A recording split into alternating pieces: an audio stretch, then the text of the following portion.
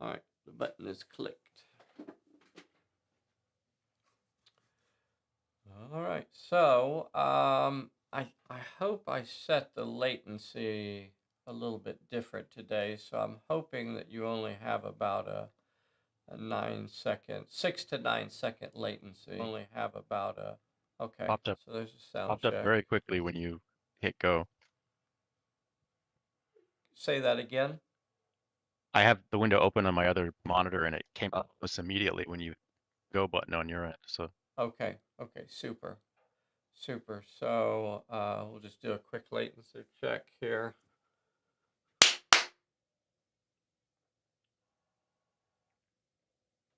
yeah, it's about 5 seconds. Yeah. 5 to 6. Okay. Well, that's not bad. So you'll be able to see everything pretty quick, as quick as we could do. I could actually set it a little bit lower, but I'm always afraid that I'm going to lose too much quality. We're good morning, everybody. Good morning. Good morning. We're just getting set up here. The world's most dangerous is arriving, so everyone settle down, because she has arrived. Oh, she looks so lovely today. Good enough to eat. Good enough to eat. Nom nom nom. I had a baby. Break me off a piece of that Kit Kat bar. What? I don't know. I don't know. No, June was playing horse instead of taking a nap. Well, as you do. As you do. She was galloping it around the mattress. I like to do that sometimes. Good morning, Bessie. Good morning. Pulpateers! Pulpateers unite!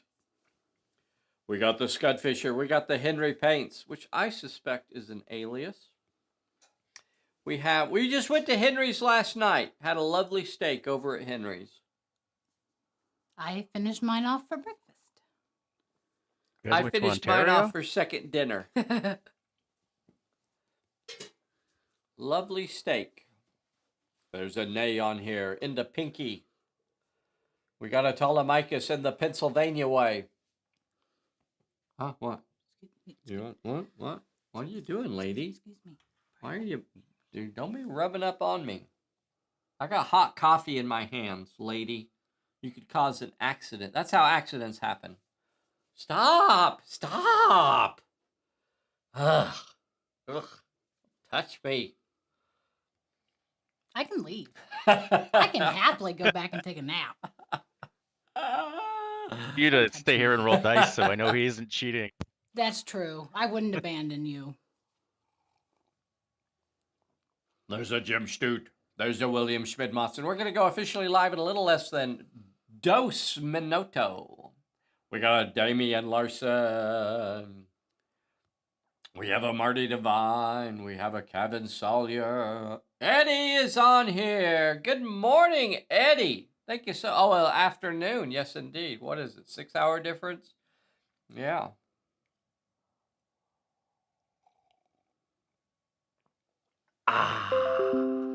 Okay. Let's see. So, well, I'm not supposed to talk about the scenario. What else can I talk about? I was working on character cards for the Tomb of the Serpent. Howdy. This week, designing those up. So here's a question for you guys out there. So we have about uno minuto before we officially go live. I was working on the backs of the cards. So almost all of our backs are in this kind of landscape, or what an old timer would call like a landscape format, rather than a portrait view. But for the new Magic cards, I was thinking about making the backs portrait view instead of landscape view. Is that too weird? Is that strange and weird? Or what do you guys prefer as far as the backs? Do you think we ought to just stick so all of our cards are, a landscape view, or, would you like to have the Or- magic cards be, Do you not even? or do you no, we need an opinion. So, change is bad, never change anything. Not good Not with good with change. change. Oh, yes, nay, I understand completely. That's why I'm asking now, so I don't change it later. uh, As long as so I'm not one having for to mix them together. landscape, or stick with the old ways, change nothing, or one if you want it to switcheroo to a portrait. What did you say? He said. Oh, sorry, I was just giving my 2 cents. And what was it? As long as the cards aren't mixed in with other cards that are already landscape, I Right. think it's totally fine. Yeah, yeah, they are not And cards. we Yeah. are far too. You're gonna say it, aren't you? Meticulous. Okay, whatever. I'm leaving. Meticulous. Go calling me meticulous, lady. I won't stand for it. Hey, I guess we went officially live a minute ago and 20 seconds. Hey, everybody, this is Dave here at Pulp Alley, and I am with the world's most dangerous Bessie. By the on way, the my main favorite stage. response is Henry's. What did Henry say? Whatever makes me happy. Whatever makes me happy. Me. Oh, whatever makes Bessie happy. I think she was leaning towards the landscape, just keeping it unchanged, right? See, the problem is that There are two different pictures to go along because somebody's makes things difficult. So not only do I have to decide whether to keep things normal, but I also have to pick between two different pictures. Yeah. So. So the problem was, and that's I do that with just about everything. I try to make multiple versions of everything because that's how you figure out what you really like. But sometimes it's almost like shooting yourself in the foot because then they're really good. They're like both really good. So when I was comparing the portrait and the landscape and showing them to her, it was like, well, the portrait's the way we've always done it, and it looks good that way. But then, I'm sorry, the landscape. The landscape looks good, looks really good. But then the portrait allowed me to play with the artwork a little bit better, and it gave it a lot more zhuzh. For those of you that understand what zhuzh is, and you can look it up, it's Z-U-H-Z. So you could zhuzh it up a little bit with the portrait. It's a lot spicier, and I like it a lot. Yeah, but it's not the same as we've done. So that's where the wheels come off. Here we are starting a game of Pulp Alley, because that's what we're actually here to do.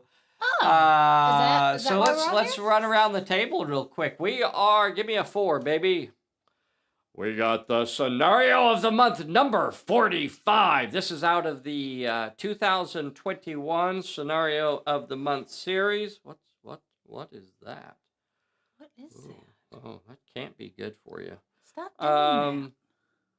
So the tiger is actually a NPC that's on the table, and it's this fellow here is representing the tiger today. Because I wanted to use my lovely, I could have easily put a tiger out there. It's I not know, like we don't this would have have been the perfect multiple one. tigers, but I wanted to use these lovely Perry miniatures that we painted up. Damian Larson painted these up for us. When I say we, it's the royal we. I asked him to paint them, and he did it. So that was super good of Damian Larson to paint those up for us. So there are also the jailer. There are two that are different. So the tiger and the jailer specifically are, this fellow is the tiger. So the fellow that has the shield and the white robe, and just remember him. He's different than everybody else. and then also the fellow in the red fez is the jailer. So that's the jailer. Everybody else besides those two, no matter how they look or what they're wearing or their shoe size, because I know that matters to some of you, those folks are all just fall into the servant category, and those are goons, brutes, and fierce. So the protagonists in today's scenario are the Phantom Agents. So if you remember last time, we had the Phantom Agents escaping from the horrible underground water trap. So as they're washed out through the giant drain, they come up into a lake and are captured. And in their weakened state, barely hanging on to life, Rutherford and Roswell are captured and thrown into pits to be sacrificed to the Lotus Eaters' evil gods. I hurt my neck putting on my clothes this morning because I'm an old lady, so that's as best I can do. She's, yeah, no. Gasp. Phantom Ace, on the other hand, managed to evade capture and followed the Lotus Eaters to their camp and has tracked them down, and it has to try to rescue his colleagues. But in addition to the colleagues, each time you complete one of the minor plot points, which are the cages. The cages are the plot points. There's 1, there's 2, there's 3, 4, and 5. So there are 5 cages scattered around the table there. You can see them. Look at that lovely pattern. And we have the Temple of Evil right there in the middle of the table. So each time he completes one of those plot points, it means that he has rescued someone from the cage, and it will be randomly determined. It could be Roswell or Rutherford, or it could be one of the other prisoners that are being held. So there are 3 other prisoners that are also in the cages. All right. Phantom Ace is starting off in hiding. I think it's very interesting. He's not a bad stealther, so I think it's going to be interesting to find out what he does in this scenario. Can he maintain his hidden status, or will he go in with guns a-blazing? We're going to find out today. This will be fun. All right. Mr. Mike Ditchburns. Should we show Mike? Does he want to be shown? Yeah, he wants to be shown. Okay. I'm fairly sure. I mean, last time I checked. Mike. So, Mike, gussy up a little bit. Get Too your late for that. happy smiling face going, and there he is, boys and girls. Yeah. It is the most Mike of all the Ditchburns I have ever known. There I he would is, agree. the Mike Ditchburn in the flesh, meaty, beefy, big, and bouncy. They say. I'm sure somebody calls him that. I don't. Well, You would be the first, Dave. Oh, don't act like I'm the first, sir. I'm sure you get called meaty, beefy, Okay, big, and we're letting bouncy it go? at least once or twice a letting it go? day. We're letting it go. We're going to let it go. We're not going to have to fight about it. We're gonna let it go. All right, here we go. Turn Mr. 1. Mike Ditchburn, we're starting turn number 1. Now, the NPCs always go last in the action sequence, so he cannot force them to go first. He is playing this scenario solo, but we are not using the solo deck. This would be more like a game mastered scenario, although I'm not really making many decisions. We're just simply using the fortune deck rather than the solo deck. All right, for no particular reason other than I get to play some cards once in a while. Did you go through your cameras and make sure I have everything set up right?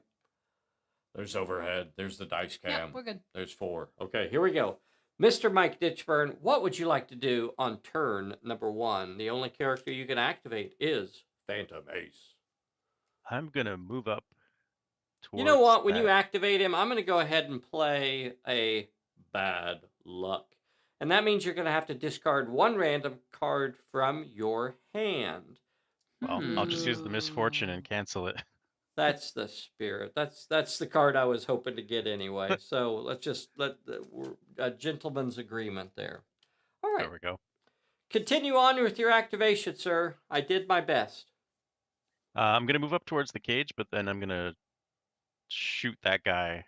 Okay, a 6-inch move will Right get you in the- about a 1/4 inch away from that cage, or a 1/2 inch, and then, and then, and then, oh,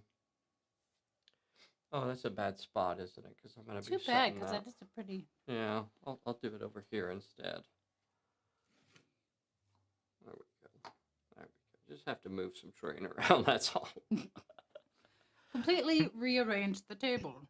You know, I really do enjoy playing Pulp Alley. Play it fairly often.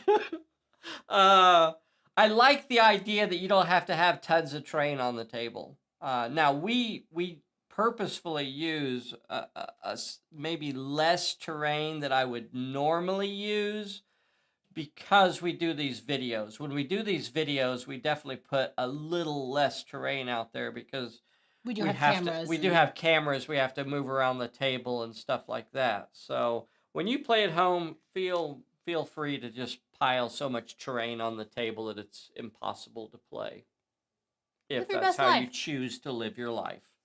Phantom Ace moves up. Now, the first thing that happens here, because it is a stealth attack, the first thing that happens is Phantom Ace has an opportunity to actually ambush this guy.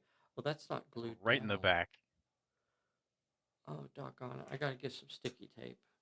I don't want that moving. I don't want that moving during the game. I'm sorry, boys and girls. This is something I hate for you to see, this behind the scenes. This behind the scenes moment. This is highly technical stuff here. It's the old double-sided tape. The same thing I have to do with my bikinis when I wear those. So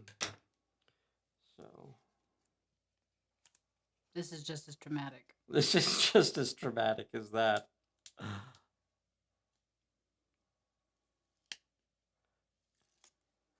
All right. Give me a dice cam view.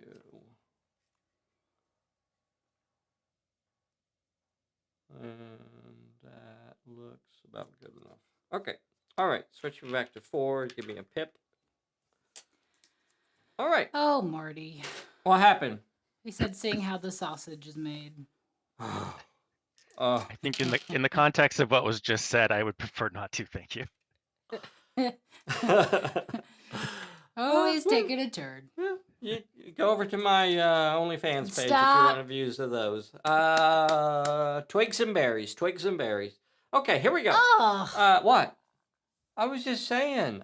He's describing the landscape in front of him.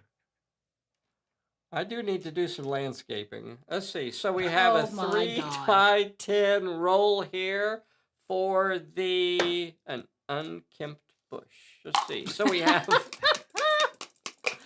3x10 for his stealth check. I thought so. For his finesse. And this is to see whether or not he can get this is a check. He got 2 successes, and that will be impossible. That will be impossible for my little Lotus Eater to spot him, because the Lotus Eater only rolls 1 dice, and that means there's no way that he would be able to get at least 2 successes to stop that. So he will get an ambush attack, and what that means is that it is unopposed. He gets 5d10 to throw at this fella, and he will not get to respond in any way whatsoever. Not a single success! Okay, 4 successes. 4 successes means that the little fella will have to roll a 4 dice health check. I can do that. 1, 2, 3, 4. I can do that. You can do that. Watch this. Watch this. Bam! Read 'em and weep, boys and girls. My fella is down. My little fella can't stay up. Oh, poor little fella. Down he goes. Down he goes. Down he goes. Doggone it. They don't go out of action in this, do they? I will get a chance to get him up, right? I'm not sure. Mike, check the scenario. Let's see. Non-player characters as long as blah blah blah blah blah blah blah blah blah blah blah. Okay, I don't see anything about it, so I'm gonna go with it. Alrighty then.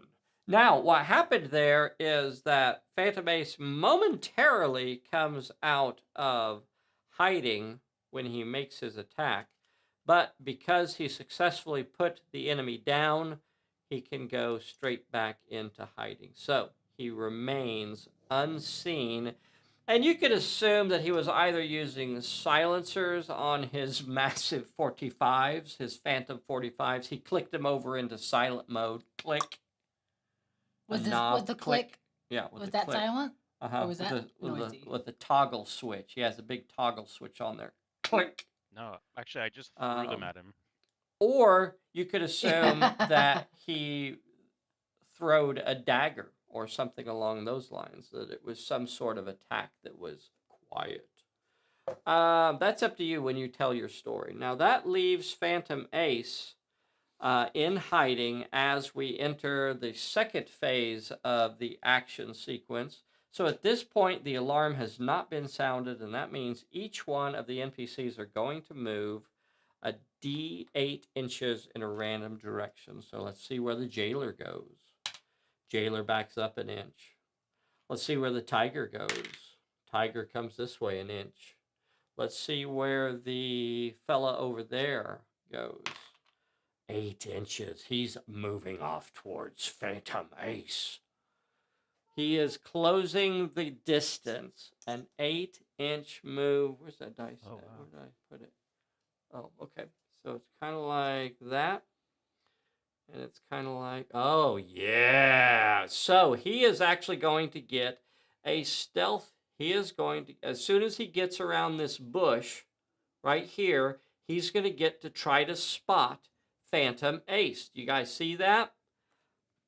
All right. So as soon as he gets to a point where he has line of sight on Phantom Ace, he's going to get to try to spot him. That little fella gets to roll 1 die 6 to try and spot Phantom Ace, because that's what his cunning is. He does get a success. This could be the end of Phantom Ace. Now, Phantom Ace gets to roll 3 die 10. To remain hidden, Phantom Ace must roll more successes than the enemy did. Bessie, I'm going to let you roll this one. Oh, I have a hurt soul. I know, and that's why I'm counting on you to blow this one. Okay. And she blows it, boys and girls! The hurt shoulder comes into play. All right, I can go in guns blazing now. This is great. Guns are now officially blazing, boys and girls. That's not fair. What happened, baby? I'm wounded. I know. I took advantage of you in your wounded state. So, Phantom Ace failed to roll more successes. He should have. I mean, that's just bad die rolling there. I can't believe Bessie would do that to you. Mike, I apologize. I thought she was going to play nice today. I pulled a muscle in my neck. I can't I thought she was going to play head. nice today. Apparently, Bessie's in a mischievous mood again today. I can I leave. played with you guys, I played Klingons, and we were doing a stealth mission, and it felt wrong to be Klingons doing a stealth mission, so I'm so happy to fight today. I didn't fight once with the Klingons last time. Going in with guns a-blazing this time. Okay. So, my little fella is going to go ahead and... Now, he moved a bit. He moved 4 inches to get to there. So, he's not going to have enough to close with you. Let me double check what they do once the alarm is raised. Alert. After the alarm is raised, when an NPC activates, they move up to 12 inches towards the nearest player character that is not in hiding. So, he moved 4 inches, so he has another 8 inches left on his movimento, and that is enough to get into contact. So, he's coming in. He's coming in to finish you off. He yells out, "Alarm! Alarm!" And here he comes.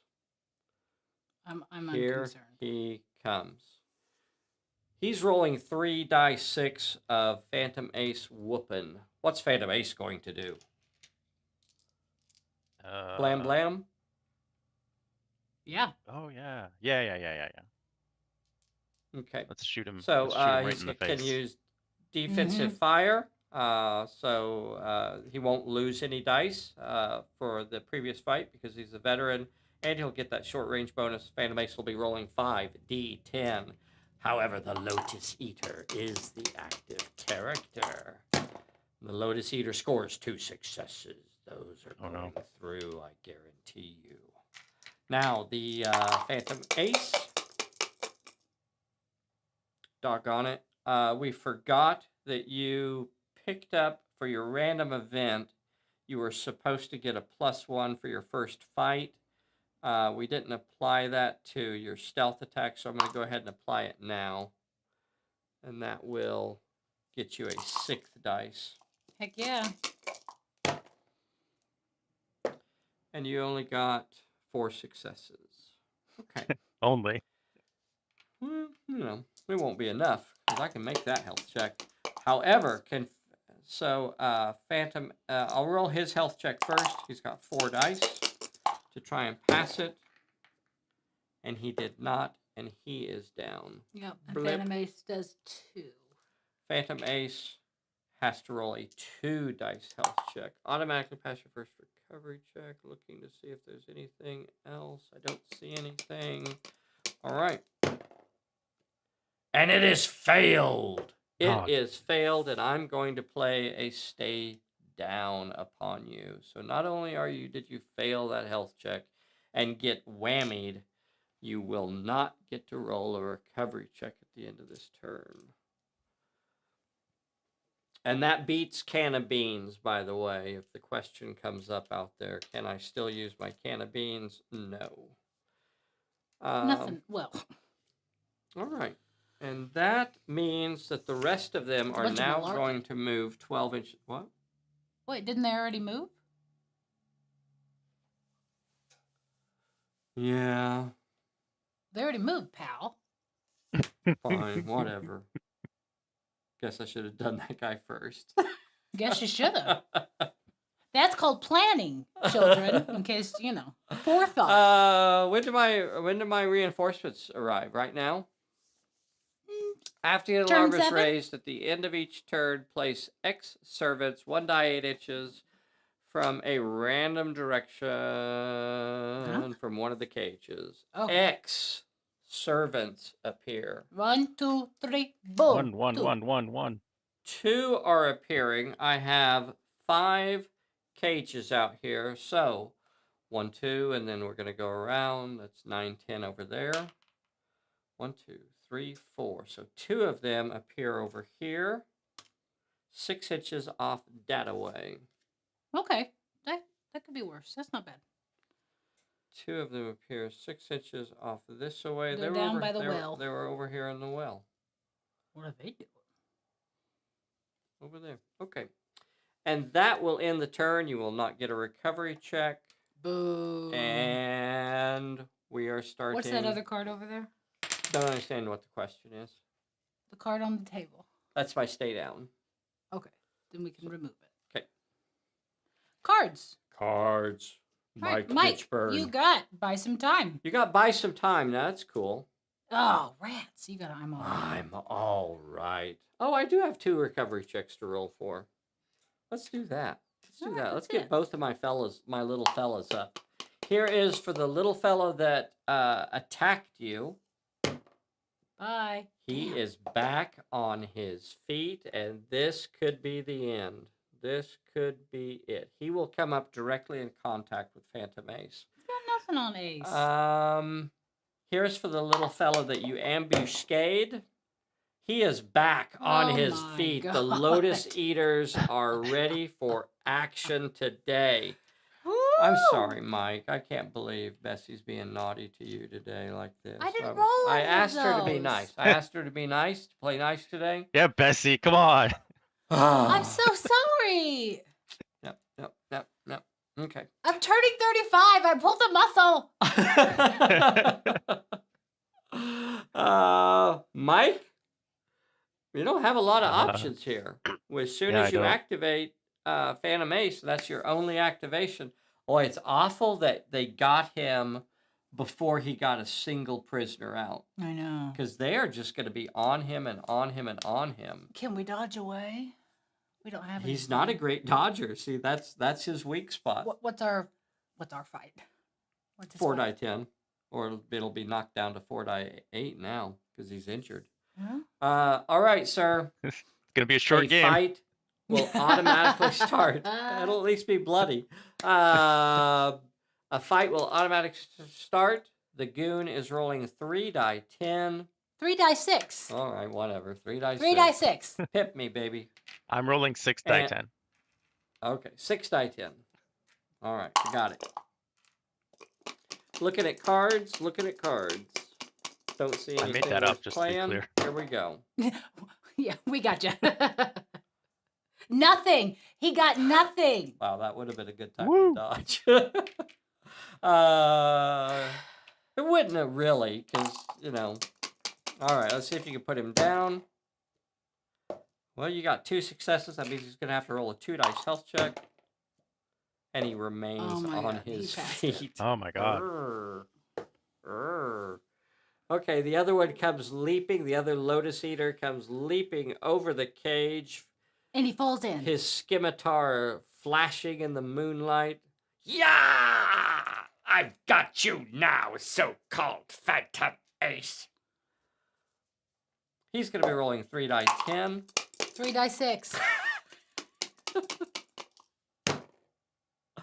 You won't be able to defensive fire because you are already engaged, and your veteran ability does not apply to brawl. So that means you'll be down to 3 die 10.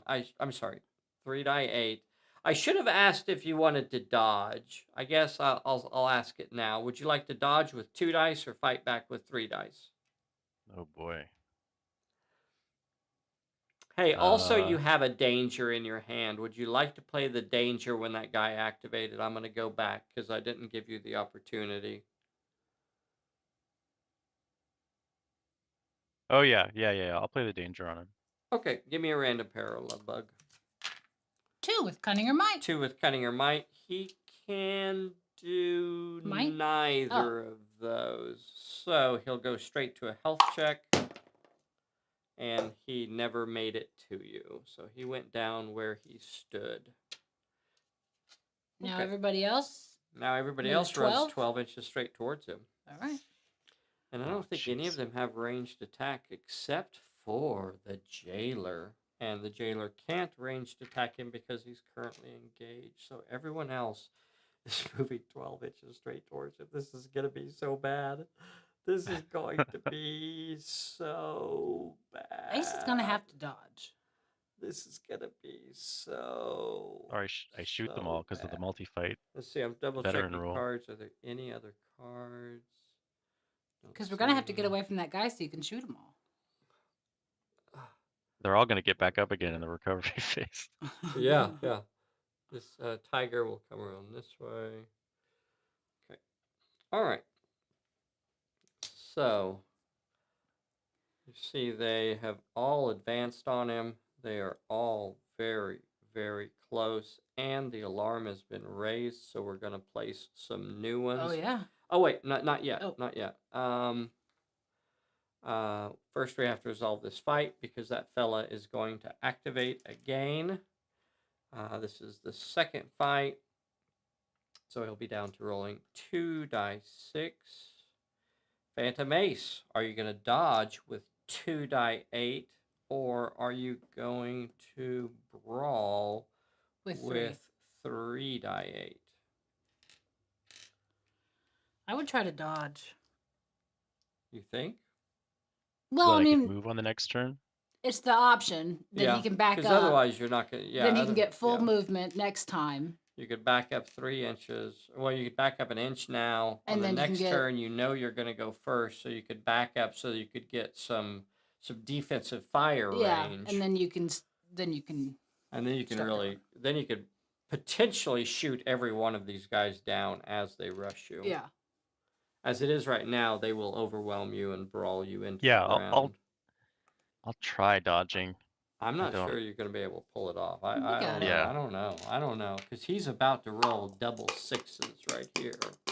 Double sixes. He's got nothing. Boom. Nothing. Look at that. Double ones. Eat it. Kind of Those aren't the dice I was going to roll. I was going to roll these dice. I get to redo I think that means his swords fall apart, doesn't it? I think so. What was? His swords fall apart. I think that's a mishap. A mishap. All right. Well, that means you automatically get your dodge and you move an inch away. Okay. I guess I actually should have activated that guy first. That was a mistake on my part. I should have activated that NPC first. That's should not have been optional. You should always activate the nearest NPC. What that meant is that the jailer would have had a chance to shoot at Phantom Ace instead of not getting a chance the way I played it. So we're just going to let it stand the way it is, though. At the end of this turn, you can choose to roll for your recovery now, or you can use your can of beans and automatically pass it. Oh, never mind. I have to take that back. Can of beans says that you automatically pass your first recovery check, so it's not optional. Awesome. You just automatically passed it. So. Fantastic. I don't even have to make a decision. That can of beans, and he automatically passes it. So the can of beans has been used. Cooner beans, king of beans since 1864. Only 64 calories per serving. Okay. Don't hold me to that. I may have made that up. Let's see. That ends the turn. No, they have one recovery check. Yep. I got that. I'm all right. You gonna use it? On a recovery check? That seems kind of pointless. Because I'm going to get more anyway. I'll get one at least. Okay, I'm going to go ahead and roll it because I can pass that. Okay, he's gone. Okay, all right. Well, whatever, lady. Hey, pal. Hey, whatever, lady. Friend. Whatever, lady. Oh. So X appear now. 2. 2 more appear. Not 2. I know. I don't know why she's being so I know. At least we're not 3. Okay, so this is 1, 2. That is 9, 10. 1, 3, 2, 4. 3, 4. So the same place. They are coming out of that well over there. That must be the secret entrance to their lair. D8 inches in a random direction. They're popping out over here. Oh, wait. No. It's a D8 inches from a random cage. So 4 inches actually puts them on that side of the hole. Okay. So 2 more appear over there. All right. They don't have any shooting attack. That fellow there does. Okay, no matter what. I guess we need to draw cards. Hello, Edward Hooper. Hello, Rick. Davros is on here. Thank you guys so much for joining today. Please don't forget to hit the like button. Thank you so much, Mr. Hooper. Edward Hooper. We didn't draw cards yet this turn, did we? All right. Mike, you got something. A lucky break. So if you ever get around to passing a challenge. Whoa. Well, I'm just saying. That's a little harsh. I'm just saying. He could actually go for that plot point. You got an unseen peril. I drew an unseen peril. Yes, indeed I did. Yes, indeed. Gosh, this is a tough one, Mike. This is a tough one. Because right now... Could I just walk to the cage and try to open it? Yes, you could. You could actually go for the plot point. However, that means that fella is going to be able to rush you without you getting... Yeah, and you won't be able to shoot him. And you won't be able to shoot him. But there's a possibility of getting a second character out of the cage. There is. But if he gets on you, and he will go first, because that's Dave, then you won't be able to shoot anybody else, and they're all going to pile on you. Okay. Yeah, but I don't know. He's right, though. Like, this. If you don't take this chance, when are you going to get it? Because every one of these guys is going to be able to rush him this turn, just depending on where he moves or how far he moves back. If he chose to move back to deal with the Lotus Eaters, And I'm not saying that that's a bad play. You could move back like 4 inches, and so that every time every one of these rushes you, if you let the tiger get on you, that's gonna be tough going. I don't know, man. I think I might go for the cage. Bessie thinks backing up might be the better play. You know, I mean, it's a the tough worst thing choice. happens, I go for the cage and I don't get a character, because that's possible too, right? No, you No, will. you'll always Well, if you complete the plot point, you have to pass Okay. 2 challenges there. You're going to have to pass the peril and the plot point. And if you could do that, Phantom Ace is actually fairly decent at challenges. So if you could do that, then you are guaranteed to get a character. Yeah. If I have two cards that say when you pass a challenge, can I play both of them at the same time? Yeah. Yep. Okay. That's a really good question. And yeah. I don't know, brother. You want to go for it? I'm a gambling man. Let's go for the Oh cage. yeah. Oh yeah. He's going for that cage. I don't gamble at all. I just play board games badly. All right, so trying to figure out a good spot for you to be in, and I can't really think of a particularly good one because I'm gonna end up within 3 inches of both of those guys. Best I could do maybe is just put you right on the middle of it. Just standing on the cage, trying to pull it open. That sounds exactly that seems like exactly like Phantom Ace would do. All right, you ready? Draw one challenge. Here is the peril. A one. Yes, one with might. One with might. Bessie, my dear. Now don't be mean here. Don't be mean to I am wounded. What's my might? You only have 3 die 10. And you got to get 1 success. I mean, nobody could fail that. Right? I passed it. She gets past it. Would you like to play both of your... Now, there's no reason not to play the Lucky Break here. Yeah, I'm playing the Lucky Break. Go ahead, for sure. Play Lucky Break and draw 2 cards. You got a sidestep. That's handy. And a breakaway. Those are nice. Yes, a breakaway. Sidestep and a breakaway. Sidestep and a breakaway added to your hand. Now the trick here is, do you use the buy some time to add a turn, or do you use the buy some time to draw 2 more cards? I think I'd rather take 2 more cards at this point. Give the man 2 more cards. Okay. Cards are. Oh, you know what? I'm kind of glad you did, because this was a 3. A clear shot. Clear shot. That would have been the plot point, yeah. And a trip up. Sure. Oh, nice. That trip up will go in handy with that when I activate the tiger, because the tiger's about to jump all over you and rip you to shreds. So that puts us to the plot point. Yes, the plot point challenge. Ready? 1 with might or finesse. 1 with might or finesse. Both of those are D10s. I don't see any cards that will help you. So go ahead and throw it out there. All you need is 1.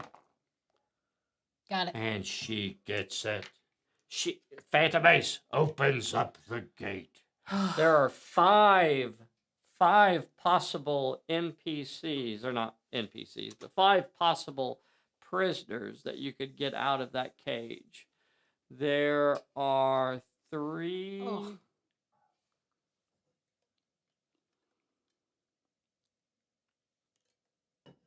There's a brawler, an animal, and a scout. Do we get our blue card yet? Let me double check. The reward might be... Let me double check. I don't remember if you get... As normal, perilous, completed by passing a random challenge for your... When you pass a plot point, draw a random reward card and deploy X random prisoners next to the cage. Wow. So not only does he get a blue card, Wow. Okay. He gets a blue card. The blue card is called +1 to your dodge or cunning by discarding a card from your hand. And you got a couple that are worth discarding in there. Awesome. So that's your reward. And that bonus does last for the entire turn. Okay. So that's actually a really nice bonus for Phantom Ace. Now, prisoners are released. Let's see what she draws. Oh, damn it. One prisoner is released. And we're going to say that, so we have 5 different choices of prisoners to release. We're going to say Rutherford is 1, 2. Roswell is 3, 4. And then the other people are the rest of them. So roll low here. 1, 2, 3, 4. Roswell. Roswell comes leaping up out of the cage as it is opened. Now your challenge here is to decide where you want him located. So you need to decide, because you could put him on the blocking side of Phantom Ace where everybody is going to have to deal with Roswell first, or you could put him on this side of Phantom Ace and tie up that one guy that was already in contact with you. You're going to have to... Can we shoot the guy in the red hat? Can who shoot him? Phantom Ace. Right now? When he comes at him. No, he's within 3 inches. Okay. He's too close. Okay. Oh, I didn't know that was a rule. Let me double check freeing the prisoners. The prisoner comes into play ready and may activate this turn. Oh my goodness. You know, this could be a game changer. He's going to go right for that guy near me. He's just going to come right out and be on top of that fella right there. What was that? Oh, okay. Sorry. That was Roz. My worst dog impression ever. No, I thought it was spot on. I liked it. I thought it was great. I thought it was flawless. Flawless. Okay. So here we go. So Roz comes leaping. I bet that fella, that guard there, had been antagonizing Roz, and she's ready for some revenge. Roswell's gonna roll 5d8. Do you want to do that, or would you like to dodge at him? You're just trying to distract him, or you're trying to put him down? I'm trying to tear him apart. 5d8 is coming at him. The fella, he'll be rolling 3 die 10. I'm sorry, 3 die 3 die 6 right back at you. All right, you want to roll for Roz, Bessie Lou? Okay. Roz attacking. Gets 5 successes. Whoa. 5 successes. Oh, Roz is ready for some revenge. Little fella gets a 6 and a 4. How does Roz want to play that? Do you want to block a couple of those and still deliver 3 hits? How dangerous are you going to play it? No, I'm going to block whatever I can and leave the rest. So you knock out his 6, you knock out his 4, and that leaves 3 successes. Unfortunately, that's not going to be enough to cause an injury. He's going to roll those 3 dice and get 3 successes. Bam! Look at that. Read them and weep. 4, 4, 1. Okay, he's down. Down he goes. Go down, Steve. Is that his name? Well, you need to be nice, lady. We have guests. That's what I heard today. We have guests. Be nice. You're talking about the flora and fauna. Don't talk to me about nothing. What are you gonna do now, pal? I guess it's the NPC's turn to activate. So this fight here could be tricky. Maybe this is where he uses his breakaway. I don't know. But I don't know. I'm thinking about it. Like it's my decision. I know you're thinking about it. So when the jailer activates, do we have anything to throw on him when he activates? Well, the trip up is not going to stop him because he's within 3. I'm going to play the trip up I on think the the guy who's trip up. closest, or furthest, not furthest, but the second closest guy. Okay. Well, I would use it on the tiger. You definitely don't want the tiger getting on you this turn. Oh, the I don't. tiger Okay. will has a D8 I can't see the health. tiger. Yeah, he's there. Oh, there he is. The tiger sees you, sir. The tiger sees you. The tiger is within range to rip you a new one. Hey. So when this guy activates, do you have a card to play? Not really. So he's only about 2 inches away, and he will rush at you. Now, their choice is here, are you going to brawl him? You got 4 die 10 of brawling badness, but the jailer has 2 die 6 in brawling badness. And if he remains engaged with you, see, this is the tricky part. Yeah. If he remains engaged with you, if he survives this fight, then he's going to keep you tied up, and every one of these guys is going to be able to get on you without you getting a chance to gun him down. Now, you're rolling 4 die 10 at him. He won't try to block any, so, I mean, you have a decent chance of putting him down if you go for the brawl, or you could just use your breakaway and back up.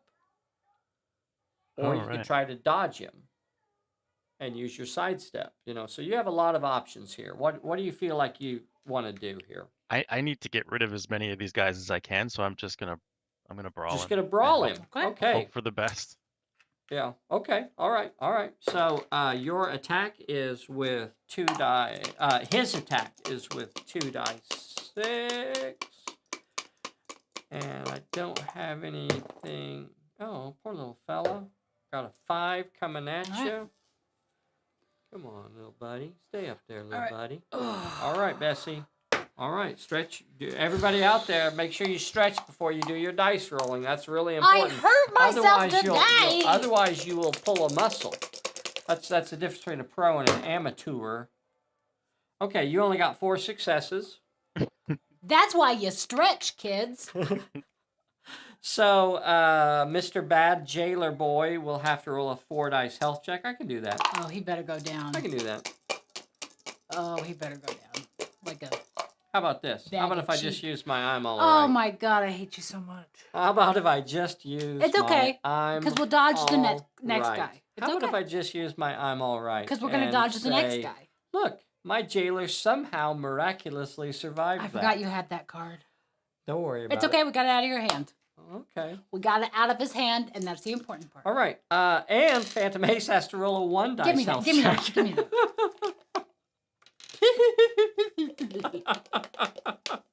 All right, let's see it.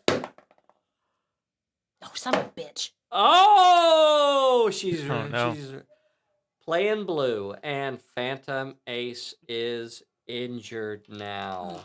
It's okay, we'll just dodge it. Oh, this is a game changer. I'm going to punch you. Well, I'm not going to punch you, but... If I hear that one more time. Probably every turn I'll try and work it in. So now the rest of them are going to come throttle you. Because now you are tied up and will not be able to shoot anybody else. Let's see. So I'm trying to see who's the next. Okay, it's going to be this fellow here. About 5.5. So this fellow activates. Check to see what you have.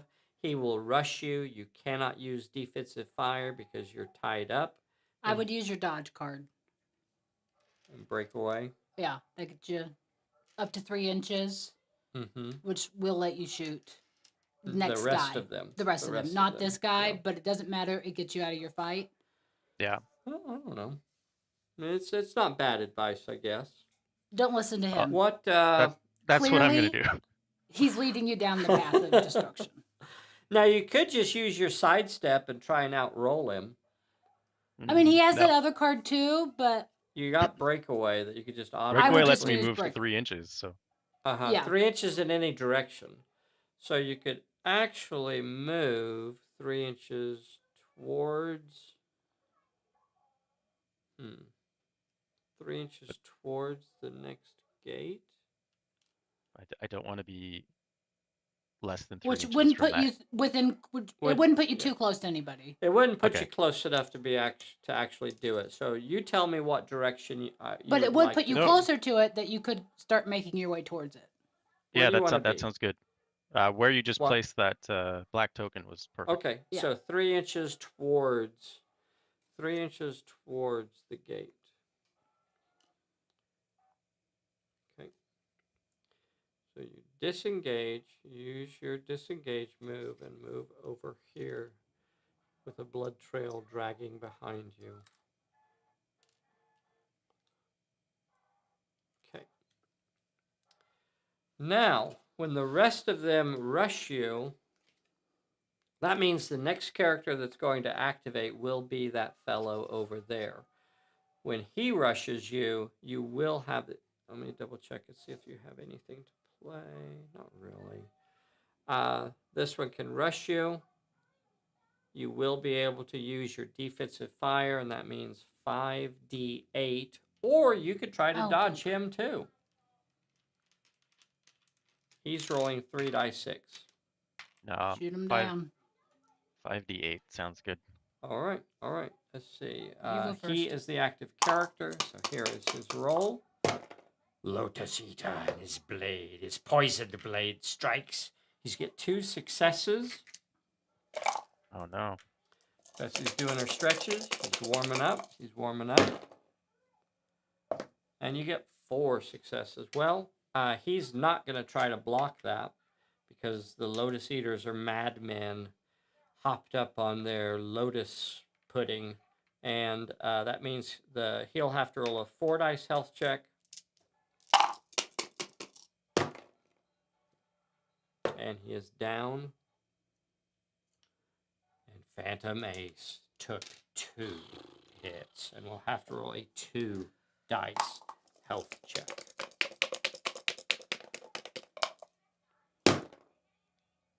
And he fails again and takes another injury. Oh, no. Phantom Ace is injured again. No. Now, after that, Roz is the closest one. So they'll just all go for Roz, right? Yeah. This is bad. Injured again. This is so bad. The next closest fellow is this one back here. It's not the tiger yet. It's this fellow over here. And when he activates, he will charge Roz. He is rushing at Roz. Roz will be down to rolling 4 die 8 to attack or 4 die 8 to dodge. You need to decide which you would like to do.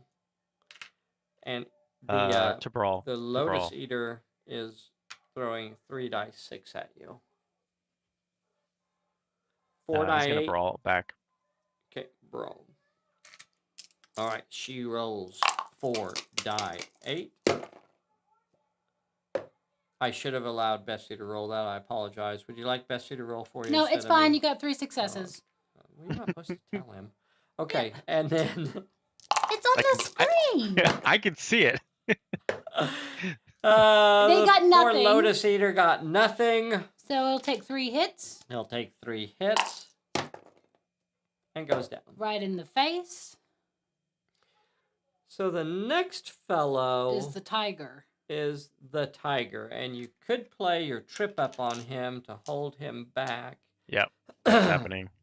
Yeah. All right, so trip up on him, and that will hold him up, so he will not get to move more than 3 inches. So he'll just move his 3 inches. Gosh, I can't really tell which one of you is closer, so I'm just going to move 3 inches kind of in between the 2 of you and just put him right there. Yeah, I think that's fine. All right, the next 2 I don't think have range to anybody. So they will simply move. Boy, they are close. Holy cow. But close doesn't get them there. And double checking your cards. You still have a disarm, a clear shot, and a sidestep. And they are running full tilt at Phantom Ace and coming about an inch short. Blip, blip. All right. Okay.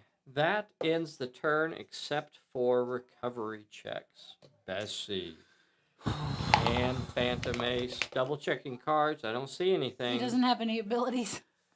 He does not. Nothing. Just gonna get a 4 or better. I use all my juice on the other things. Oh, don't good. use all your juice. See, that's the deal. You need to spread out your juice. That's what I do. I just spew it all over. I don't have that control. No, you gotta keep your juice topped off. Okay. So we still have 3 downed fellows. So here's the one that was in contact with Phantom Ace. And if he passes, he's going to be down. Right back in contact. But he didn't, so he's removed from the table. Doggone it. Don't worry, I'll get these 2 up. I'll get these up over here on Roz. Here's White Robe. He's on his feet, and he is in contact. Do you want to back up an inch? The Roz. I think you probably want to back up. These Lotus Eaters, they love the pudding. Here is for Roz. I'm sorry, the other one. And it is removed. Doggone it. He's off to get some more pudding. More Lotus. Some of that good, yummy Lotus pudding. They're still showing up faster than I can get rid of them. Well, you know. Actually, I think you got rid of 2 that turn, so it's about the same pace. Let's see how many show up this turn, however. More show up. 1. Yay, 1! Woohoo! 1 this turn. And that means... he's just short. He's just short of that next gate. Let's see. Oh, which gate do they appear at? Is it still all of them? Or does that one that they're at? I think it is still all of them. Okay. I'll double check. You know what? It might be the plot point. So if it says plot point, let's see.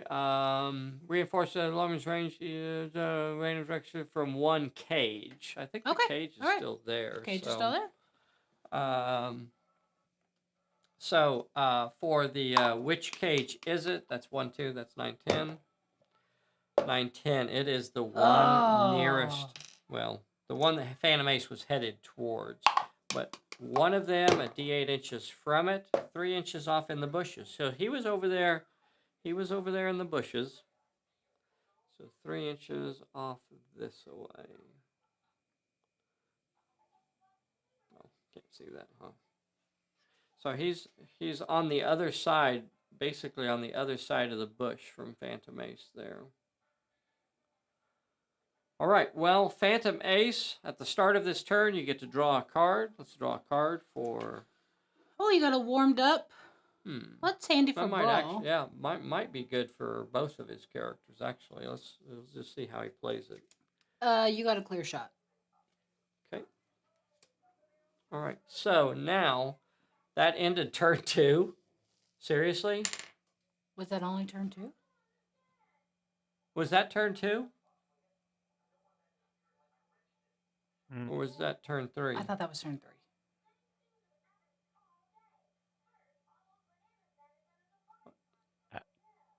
Mike, what turn are we on? I think that was the end of turn 2 because I moved towards the... Oh, no, it has to be 3. I think it is.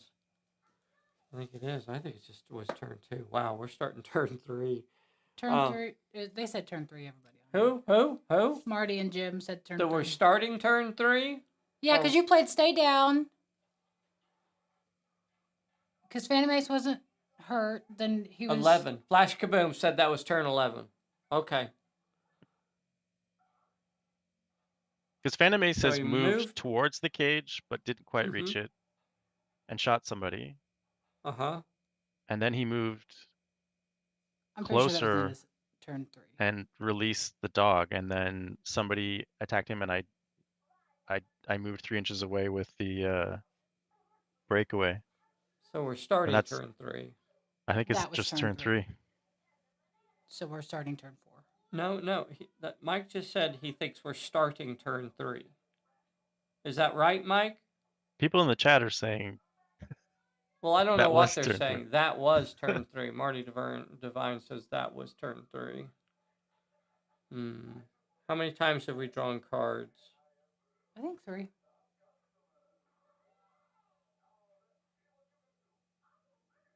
I don't know. All right. All right. Mike, do you want it to be turn 2 or turn 3?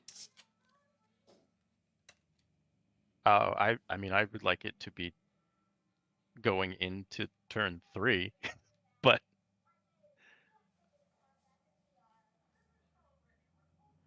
So the tiger did a random move. Yeah. On turn 1. On turn 2, he came over here. On turn 3, he would. Oh, no. Yeah, because we spawned the first turn I shot the guy dead and nothing spawned. Yeah, that was turn And then 3. we've brought out guys multiple times now. So yeah, it must be turn 4. So it is turn 4. So we're starting turn 4. Sorry about that, boys and girls. Lost track of my turns there. Turn 4. We drew cards. Okay, who are you going to activate? Ace or Roz? Roz is engaged. I just want to make sure you know that. So when she activates, she'll have a fella on her immediately. I'm not saying that's not a good thing to do to start off with, but just making sure. Phantom Ace is currently not engaged, so he could move 6 inches towards that next gate. Do it next time. Cage, and gosh, that means Roswell will be the nearest enemy to every one of these. And she could potentially outdodge the hell out of them. She throws 4 die 8. So although you're basically deserting her and running away from your poor Poochie, she could potentially do an inch move. Yeah. Dodge them. Or you could try the warmed up and try to just stand there and fight fierce with them too. Yeah. But that's going to get her hurt. Because although that means your dice won't go down and you'll be able to throw 4 die 8, they don't hold back. So if you're fighting hard, that means you're getting hit hard. That's the difference. So you tell me what you'd like to do with Phantom Ace. What are the win conditions of this? This I can't hear you. What are the win conditions? Are we just playing 8 conditions? We're just playing 9 turns, and if I'm still standing, I get the points. Yeah, basically. I mean, there's no I can't leave the table or anything. If you get a couple of cages, you could say that it's 2 or 3 cages. You could say it's a victory. It's kind of intended to be played as part of a campaign, so. Oh, okay. People that are held in the cages will have a disadvantage in the next scenario and that sort of thing. So if you don't get Rutherford released, then you're going to go into the next scenario. But of course, that's for the next person to deal with. Okay. Yeah. Phantom Ace is just going to run straight. Okay. As far as you can to the next. When you say run, just go over and stand right on top of it. No, move, just move. A regular move, just a 6-inch move. As close as he can get. Okay. Oh, I gotta remember there's a guy back there. Okay. So a 6-inch move. I think you want to make sure you have over 3 inches between you and that next fellow. Yeah. So that you'll be able to try and shoot at him when he comes at you. So that means you're about a ½ inch away from the cage. And I can still shoot him right now too, right? You can. As a matter of fact, if you want to shoot, that's who you'll have to shoot. Or, that's an interesting play. Let's see if you have 6 inches to that next fellow. You do not. Okay. So, yeah. If you wanted to shoot, you come around heading over to the cage, you come around that bush there and you realize, hey, there's a fellow over here. Is that what you want to do? Try and shoot him down? Yep. Okay, so 5d10 coming at that fellow. Checking your cards. Don't see anything. He'll have to try to dodge you because he does not have anything to shoot back with. You got 4 successes, and they dodge with 2 die 6. can only dodge one of them anyway, no matter how good I roll. So 2 6s will still only knock out your 5. And that means he'll have to roll a 3 dice health check. Blam, blam, blam, blam.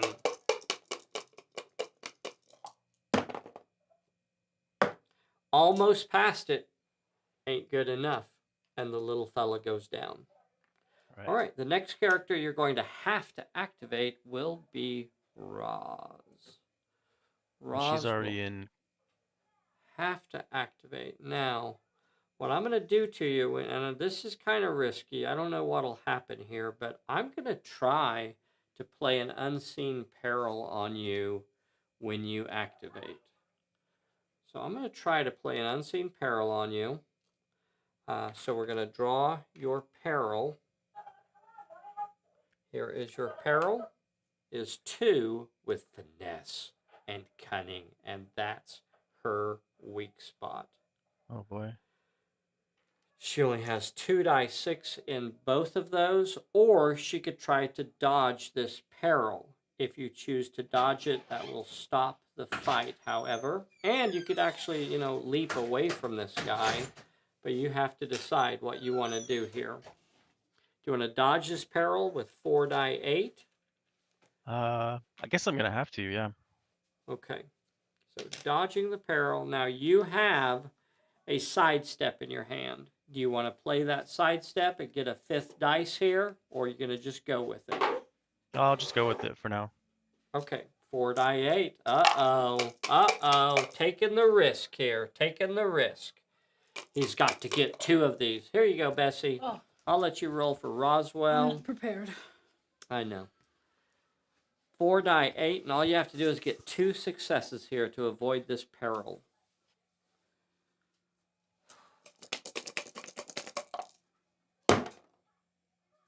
Got it. And she does it. She successfully avoids the peril. That would allow you to move an inch away from this fellow if you wanted to. I don't think there's much reason not to. Guess I will. Either way, I don't know that it actually matters. We'll just... Yeah, but I still would. Just out of principle of the thing? Yeah. Okay. So she backs up an inch. Mike, did you want to back her up an inch? Get away from whatever that trap was that tried to catch her. Yeah. Okay. And then it's the Lotus Eaters. But that was just the beginning of her activation, though, wasn't it? Whenever you choose to dodge a peril, that will automatically end your activation. So. Oh, I didn't know that. Okay, well, we can go back. Instead of dodging I thought it was the peril, only would you like to roll your 2 No, die no, no, 6? it's fine. I thought if you succeeded at dodging, you still got your turn. It was only if you failed, but I've been playing wrong, apparently. If you choose to use your dodge to avoid a peril, whether you pass or succeed, it will end your activation right there. Okay. All right. All right. Maybe I just made that up. Somebody prove me wrong. Somebody give me a pencil. So now it's the Lotus Eaters. So that fella that you dodged away from will come right back at you. Rawr. So this time, no fight was fought. So he'll still have his 3 die 10. So now you're 3 die 6. Okay, whatever. 3 die 12. Now, Roz, you still haven't been in a fight, so you could fight this guy with 5d8, or you could dodge him with 2 die 6. Or you could dodge him with 4 die 8. Wow, I cannot word today. Wording is hard. You could fight him with 5d8, or you can dodge with 4 die 8. I'm going to fight back. Okay. All right. Here is the roll. 3 die 6. Now the danger there, and the danger is that if Roswell dodges, then she has the option to cancel successes. I'm not saying this is the right way to do it or the wrong way. It is the risky way. What Mike is doing is definitely the risky thing. Yeah, I'm trying to get rid of as many of them as possible. If the Lotus Eater gets successes, he will not choose to block. NPCs will almost never choose to block. So if he gets successes, they are going through guaranteed, no matter what Roswell hits.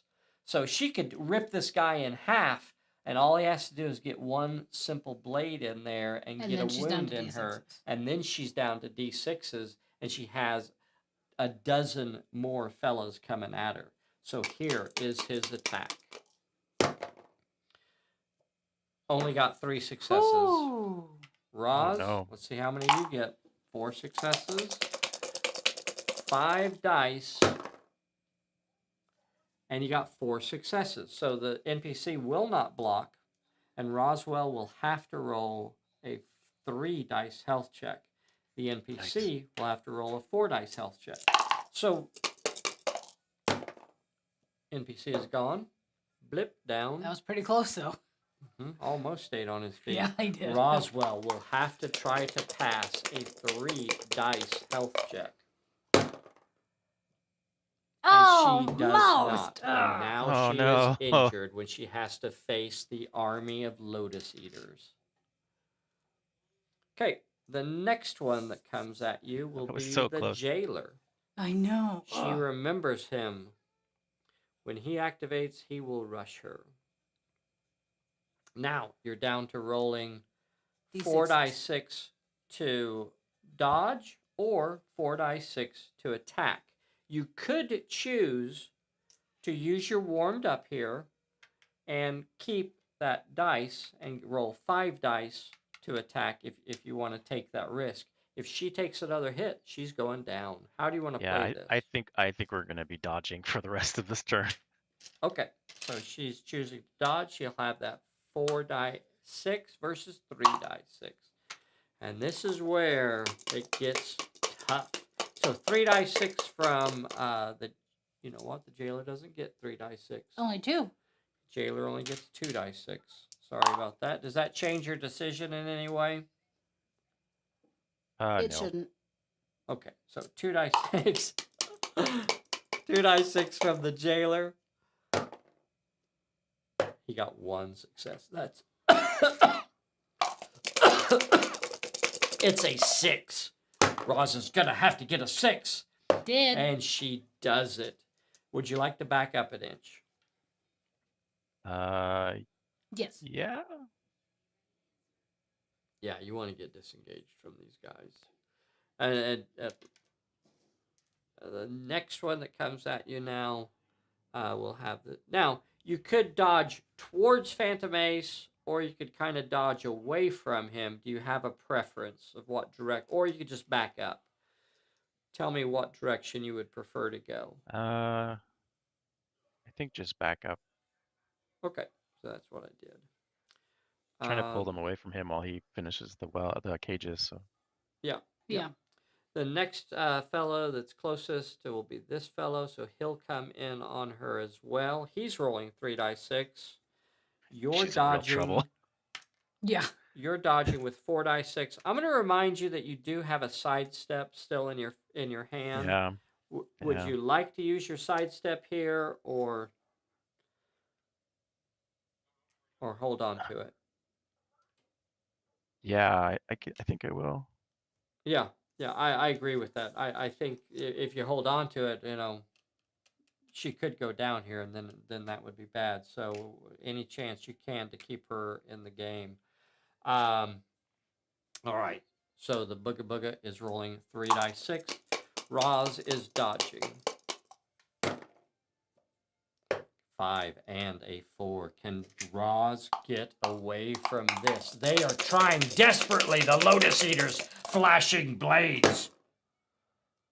And no, she does not. Look at all those 3s. Ooh, she stops one of them, but she does not stop both, and that means Roz is going to have to roll a 1 dice health check. If Roz gets a success here, she remains on her feet. If she fails it, she's going to go down. Boys and girls, if we haven't asked already, please take a moment right now and hit that like button for us. We really do appreciate that. If you're not a subscriber, you ought to be. Get subscribed to our silly little channel here. We appreciate your support. We really do. We really enjoy that y'all jump on here and join us for our fun little games. Let's see. Come on, Roz. Stay on your feet. Yes. A 5. Roz is on her feet.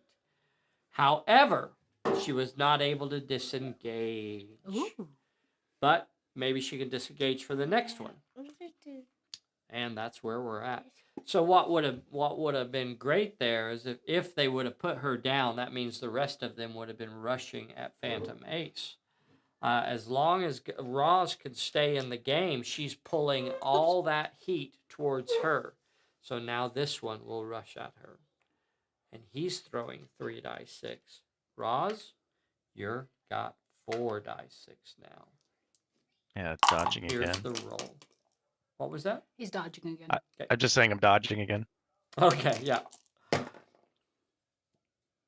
Got nothing. Oh, yes. So you don't even have to roll, and you can back up an inch. So you back up an inch. The next one is coming at her. She is pulling them away from Phantom Ace. She's trying desperately to stay in this. The next one is rolling 3 die 6 at her, and she's dodging. Okay, here is the roll. 2 4s. Roswell. This could be the end of it right here. This could be the end. Let's see it. Got to get at least 2 4s. And she does! She gets a 5 and a 6, and that is enough to back up again. And that Thank you, Bessie. You're welcome. What was that? He said thank you. Oh. That means the tiger is going to activate, and the tiger is a different animal. I wonder if Roz is backed up enough that Phantom Ace is now in range of the tiger. 10. Nope, Roz is still the nearest. So the tiger comes leaping over. Yeah, this is going to be the end of it. You never know.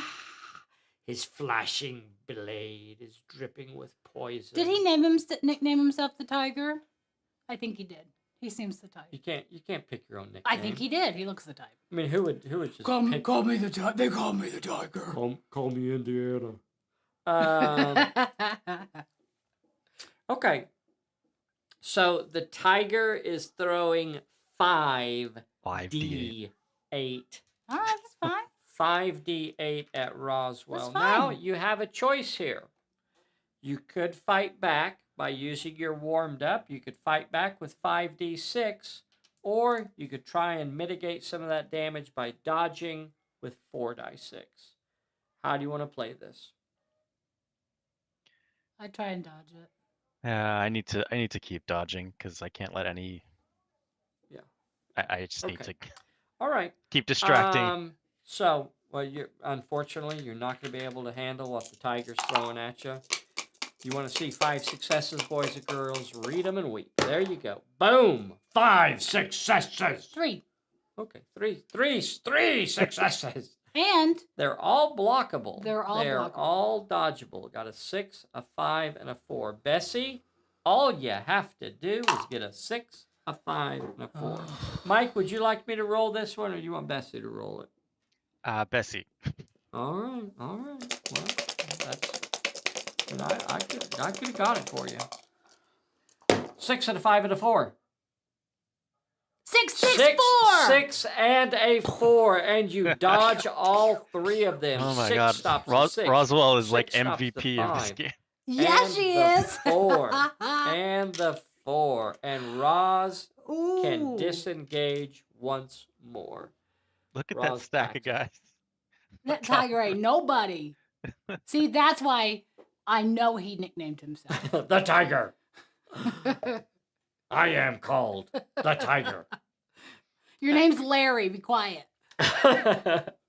That ends the turn, and we have some recovery checks. We have 2 recovery checks to roll. I'm going to do a red dice and a white dice.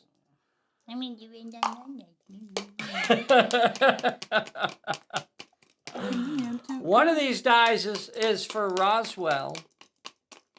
The other dice is for Phantom Ace. All right. Which one is which?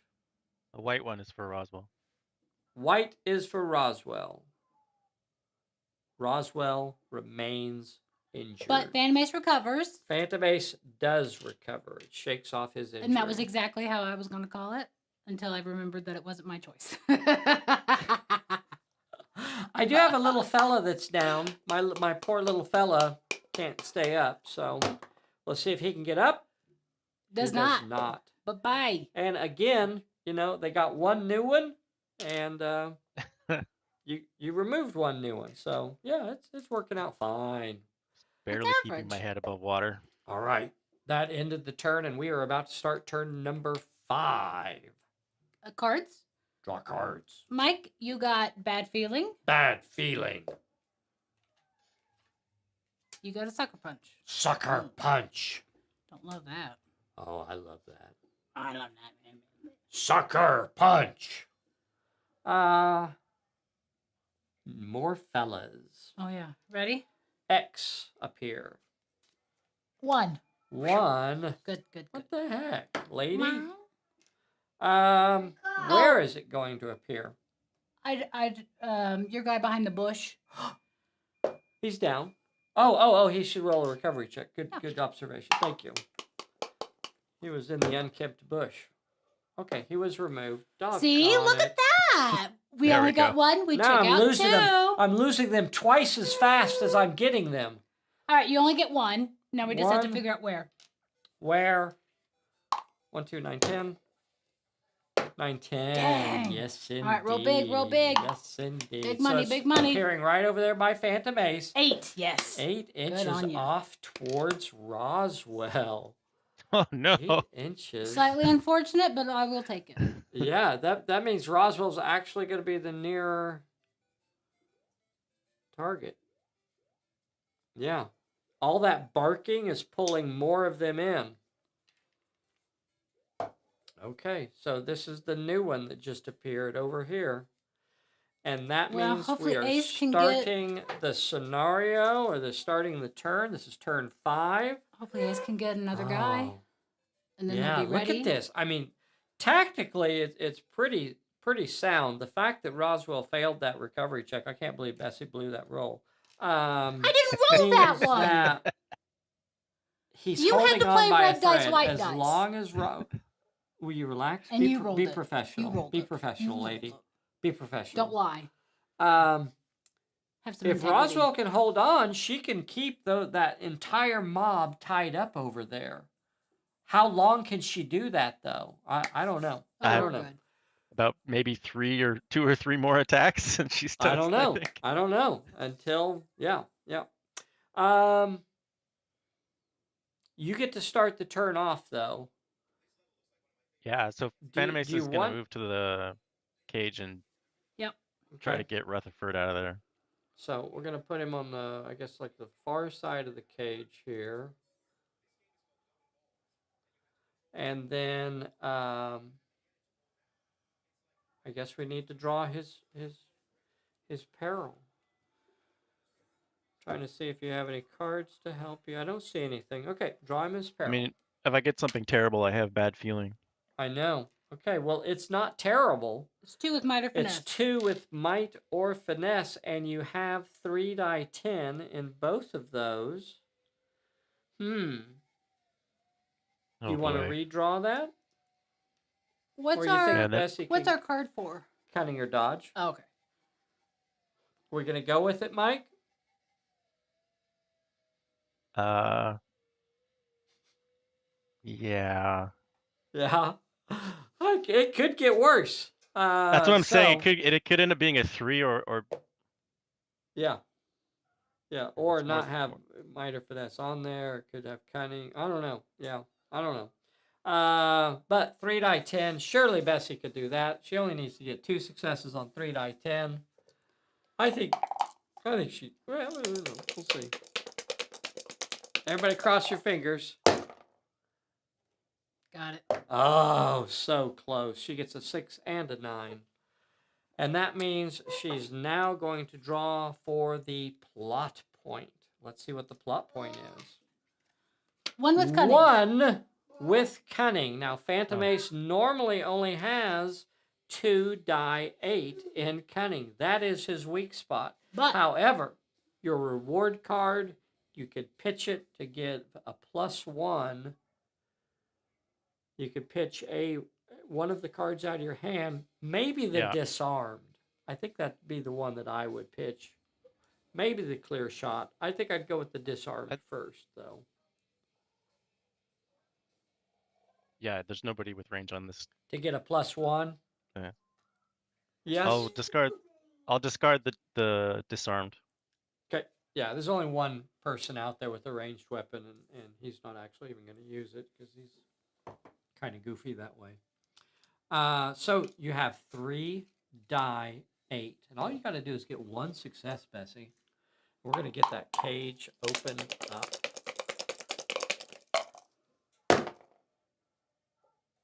All right, yes. No problem. No problem 3 at successes. all. The cage is open. He's going to get another blue card. Give the man a blue card.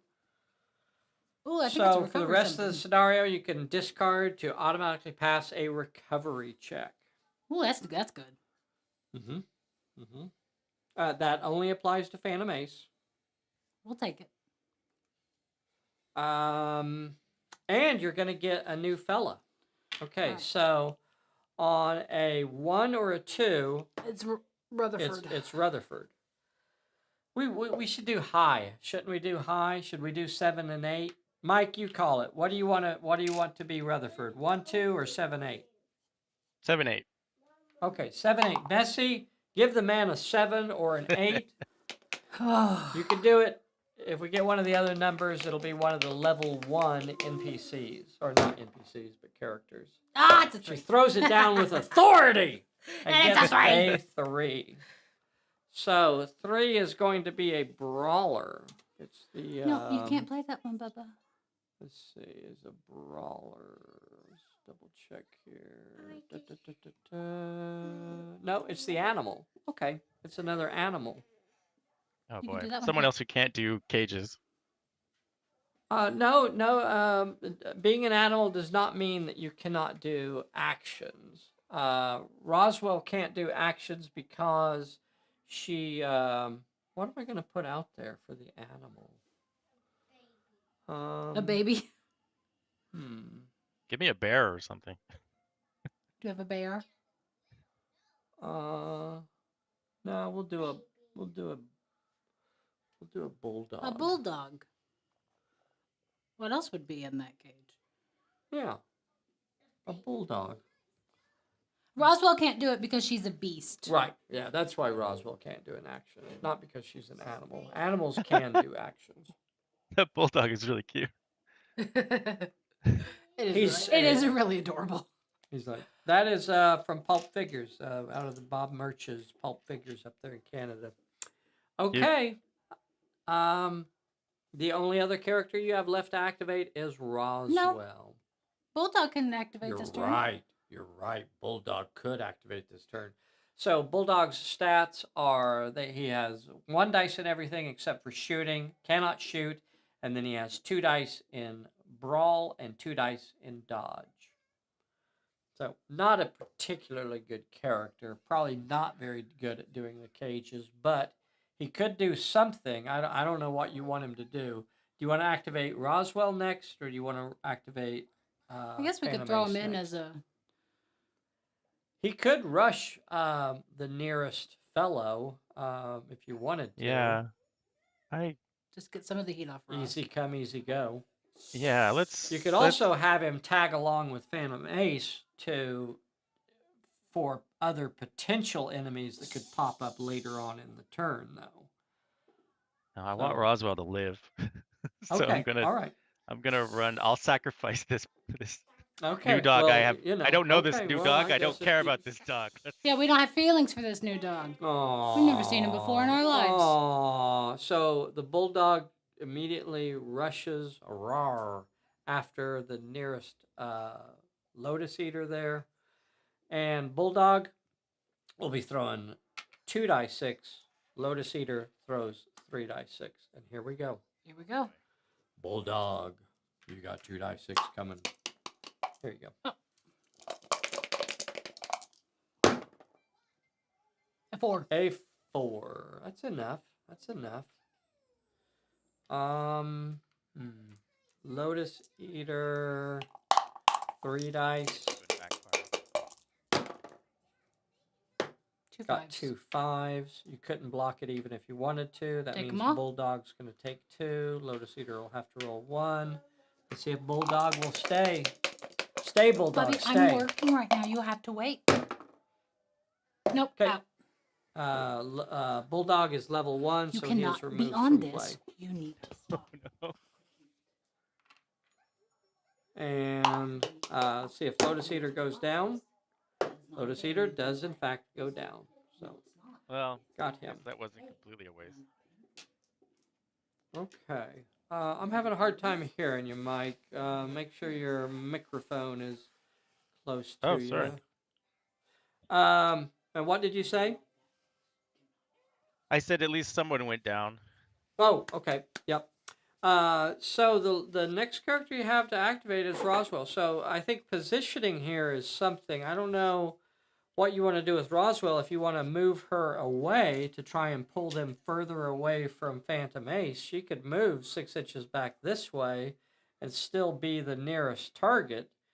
And she could pull them even further away from Phantom Ace. I don't know. What do you want to do? Or do you want to move towards Phantom Ace? No. Oh, do I? Because then he can shoot. No, I want him to go to the next cage. I'm gonna try to pull them away. I don't think Roswell's gonna make it through this next activation. I think it's more like 9 turns, isn't it? Oh, is it? I think. 9 turns, yeah. Yeah. Oh, okay. Okay, so we have time. All right, so Roz backs up this way. I mean, I'm not going to tell you where to go. I don't know what exactly you want to do. She can run up to 16 inches, so she could go just about anywhere where she wanted to be. Do you want to make sure that she's still the nearest target to them? Yeah, definitely. So she could pull them. So she can go just about anywhere where she wants to be. So yeah, just about a 6-inch or so move back this way. And that'll pull them possibly further away from Phantom Ace. Yeah, that's good. Okay. So from there, if they are able to, let's see, I'm actually going to move her a little bit further this way. Just to, so she has, as she dodges, she can move. She has a nice angle that she can stay on there. I'm actually concerned about that. Let's see, double check my distances here. 9. Don't want to get so far away that they actually make them closer. Okay. So you've activated all your characters, and now they will start activating. My nearest one is this one, and it will come rushing at Roz. Okay. And from there, a fight is on, and you have to make that choice, sir. Are you going to fight with 5d6, or are you going to dodge with 4 die 6? It's throwing 3 die 6 at you. I think I have to keep dodging until she gets her d8s back. Okay. So 3 die 6 coming at you. I think that's a good move. You have to think about what is your goal here, right? You have to think about what is your goal to put these guys down, or is your goal to keep them away from Phantom Ace? Yeah. Hey, Bubby, you need to be a little bit quieter, okay?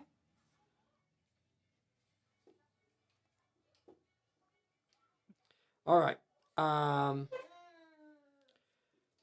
3 die 6, he got a 6. Roz, can you get a 6? No, she only gets 4 of those. Oh. She's got to get a 6 here. She's got to get a 6. She did get a 6. And that means she can back up an inch. Blip. That means the next one's going to come at her. That'll be the jailer. He only gets 2. He'll only have 2 dice 6 coming at you. Are you continuing to dodge? Yes? Did he say yes? Mike? To dodging? Yeah. Yeah. Yeah, I'm gonna be dodging Okay. Got a 4. the whole turn. Okay. And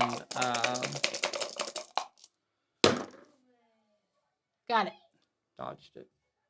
Okay. Next one. 3 dice coming at you this time. Double checking cards. Trying to imagine what this fight would actually look like. Got that sucker punch. Ooh, Got nothing. Nothing. You Excellent. automatically get a dodge in there. You're going to use it on the tiger. I know you are. You got 2 characters left.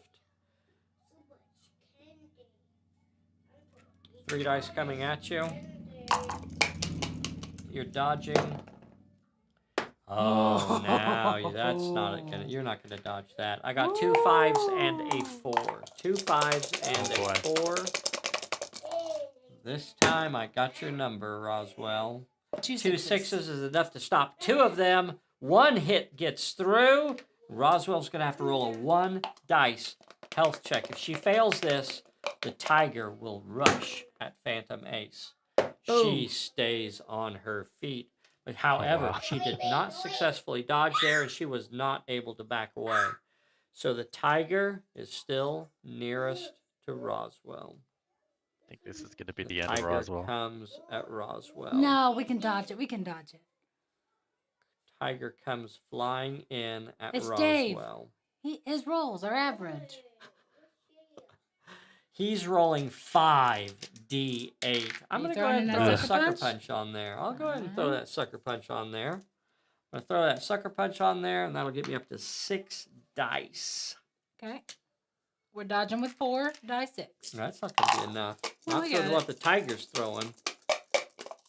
Your name's Larry. Quit saying your name's the tiger. I got 2 7s and a 6. Oh, won't be dodging those 7s with anything. Could get that 6, but I don't think so. I think I can. Let's see it. Big talk, I bet I could get those 7s, pal. Big talk, lady. Got the 6. Got the 6. Doggone it. All right, that means you're going to have to roll a 2 dice health check. Okay. Oh, boy. 2 dice health check to keep Roz on her feet. All right, let's see it. Ah, no. dang. And Oh, no. goes down.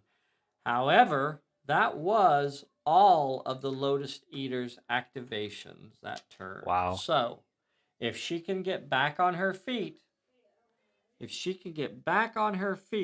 could keep them tied up. That's going to be a big if. And here we go.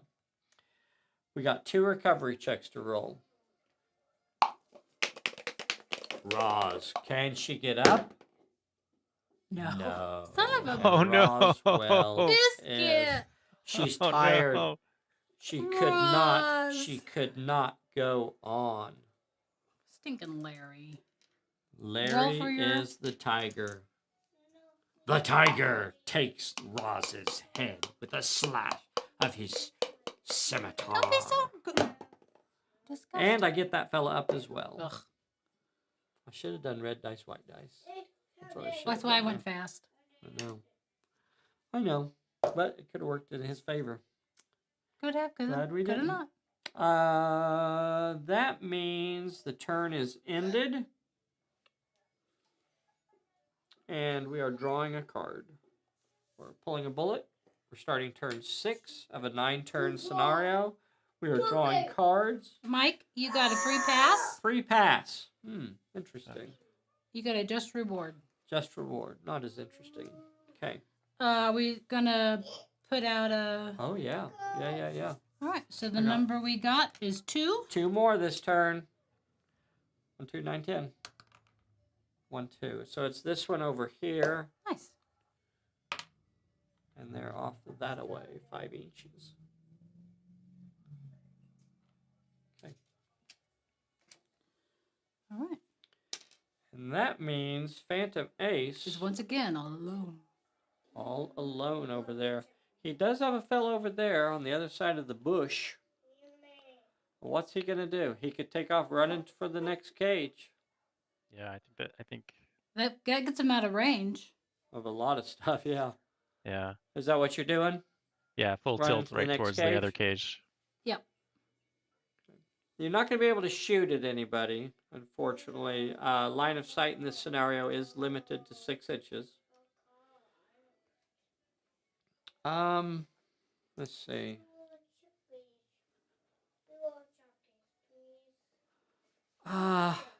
So here's something weird that we don't do very often.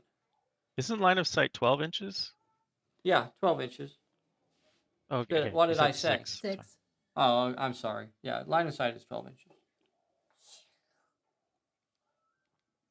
You could move 6 inches towards that. You could move 6 inches towards that cage, which it would not be a run, but then you could, as an action, go into hiding. And that would mean that the enemies would all. They would not be able to move towards you. Let's see, on their move.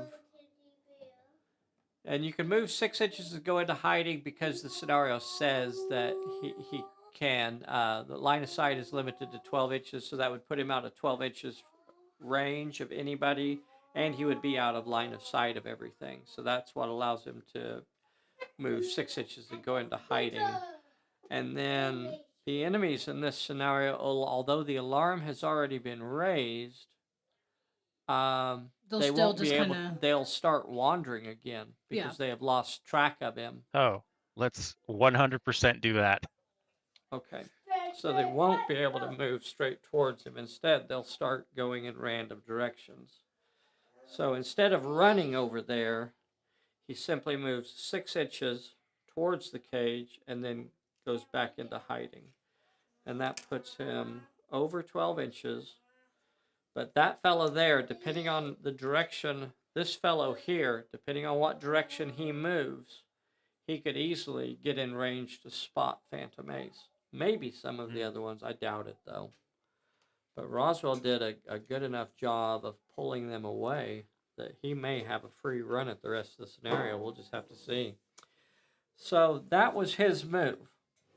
So now we move straight into the non-player characters, and that means the first one we're going to roll for is this guy. And I need him to move straight towards Phantom Ace, and then he'll get a spotting check. Here is his roll for his random move. Yes. Okay, 2 inches was not necessarily a great choice for him. I'm going to move that bush because, you know, it blew. The wind blew it over. He's going to move 2 inches. I'm going to be really particular about this because I'm going to double check my range. And I could have 12 inches to you. If I have 12 inches to you, then I'm going to spot you. And I come up a half-inch short. Yes. Half-inch short. That's the story of my life, boys and girls. A half-inch short. So, he will not get a spotting check, and that means the rest of them will just continue to wander now because you are in hiding. See, if I could have pulled him out of hiding there, then the rest of them would all rush that direction. But right now, they don't know where he's at, so they're going to start looking for him. This one, 3 inches this away. Can you sit on that? Sorry. Sky.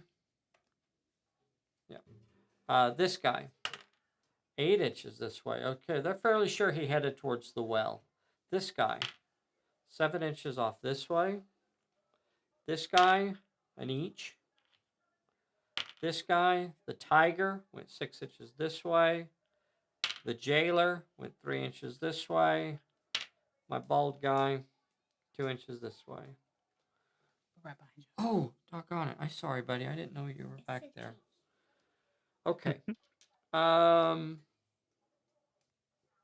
Let's see. So, that's the end of the turn.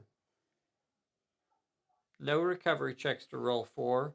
They're scattered out looking for Phantom Ace, not realizing that he's clear on the other side of the table now. As we start turn number 7, take that out, put it back in. We'll call that turn number 7, 8, 9. Okay. So we got 3 turns to go. Draw cards. Okay. Bessie? Mike, you got a stay down. Stay down. You got a bad news. Bad news. Okay. Mike. Oh, wait. I get new fellas at the end of turn number 6. 2. 2 new ones. Yes, indeed. So I need to get it over there. 1, 2, 3, 4, 5, 6, 7, 8. I need a 7, 8, maybe a 9, 10. One of those 2. I think a 1, 2 is probably perfect. 7, 8. Ah. That's the no. one.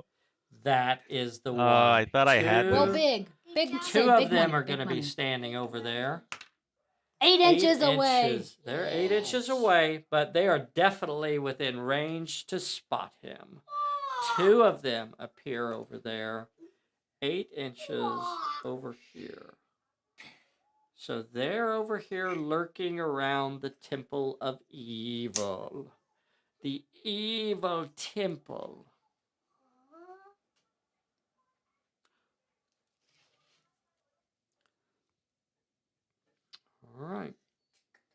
All right. You see where they're at, Mike? They're on the back side of that temple there.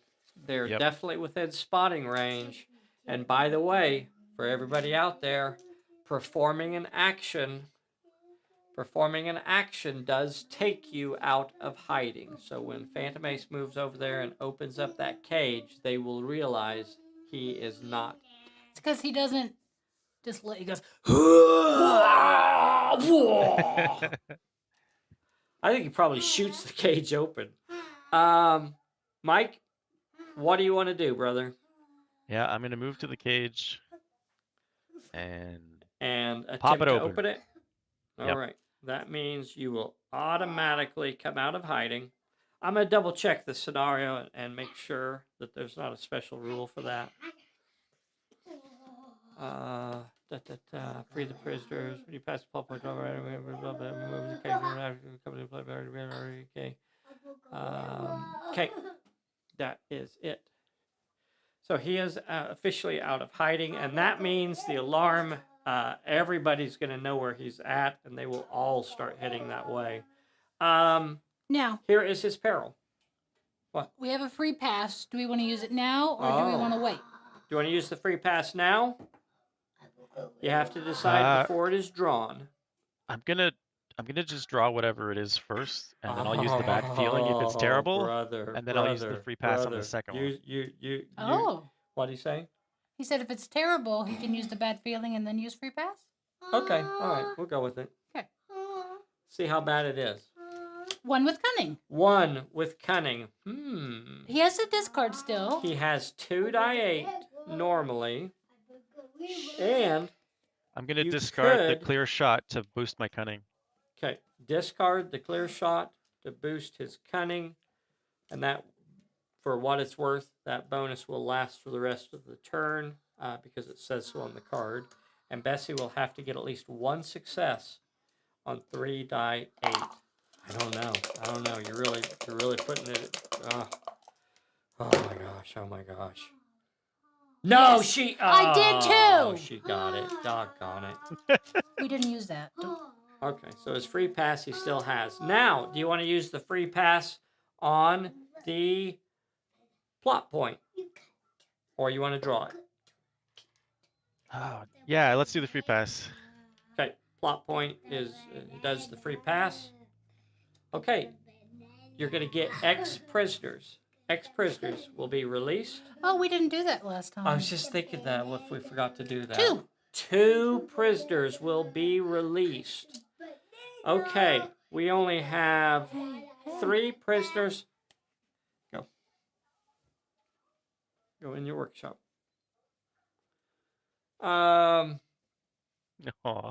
We only have 3 prisoners left. So I don't know if you know, but he's a banana. You're gonna have to decide we're going to roll a d6. Rutherford will be 5-6, I guess. We'll say Rutherford is the 5-6.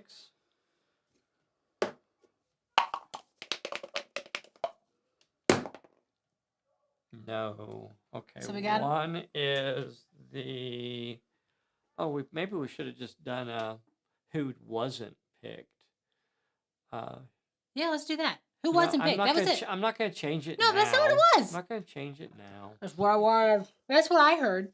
That's what you heard too, right, Mike? So that's the brawler, and they will have 1 dice in everything except for shooting, and they will have 2 dice in shooting.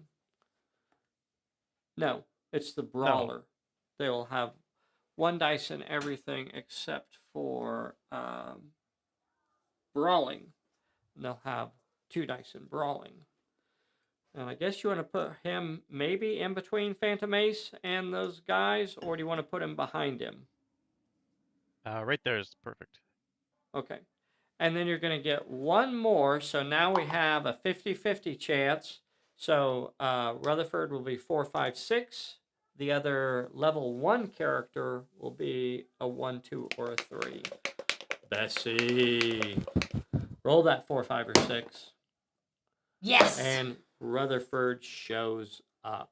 So is Rutherford standing in front of Phantom Ace or behind him?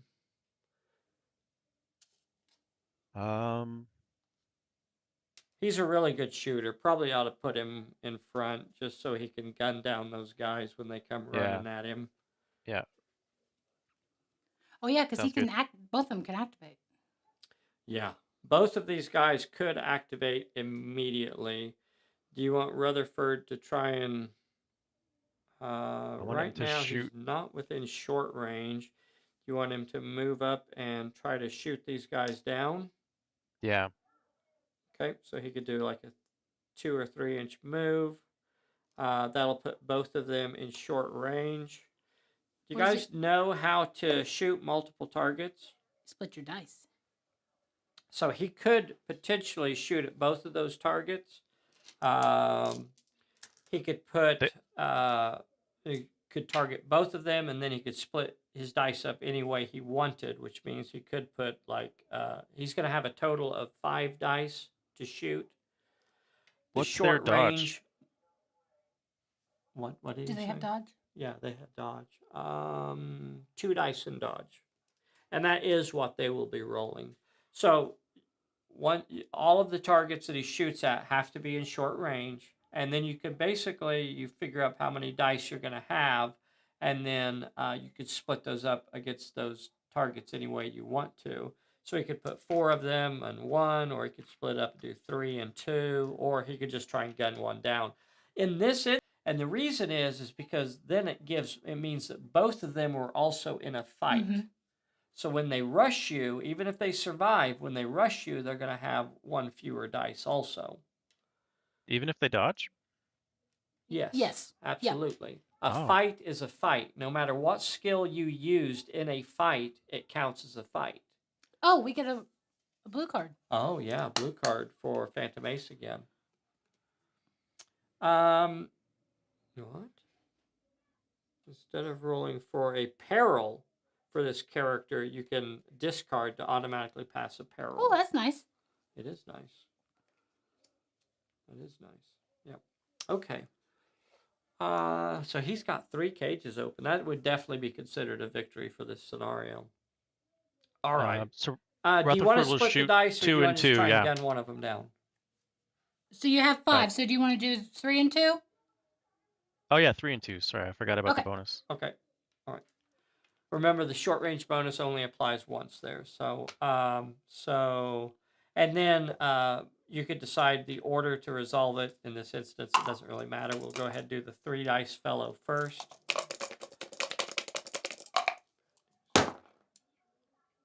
7 and 8. 7 and 8. He won't be able to dodge that, which means he'll go straight to rolling a 2 dice health check. And he passes it, remains on his feet. Now you have 2 dice at the next fellow. Woo.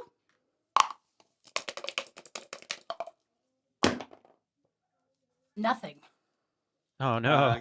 You got nothing there, so he doesn't even have to roll to dodge. All right. Well, he just came out of a cave. It was a little bit.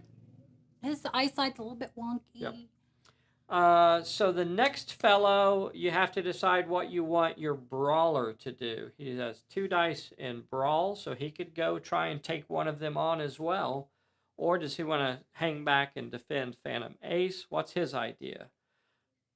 Maybe keep him back on that side, because these guys are all going to be coming, right? Yeah. Yeah. What do you think you want to do here, Mike?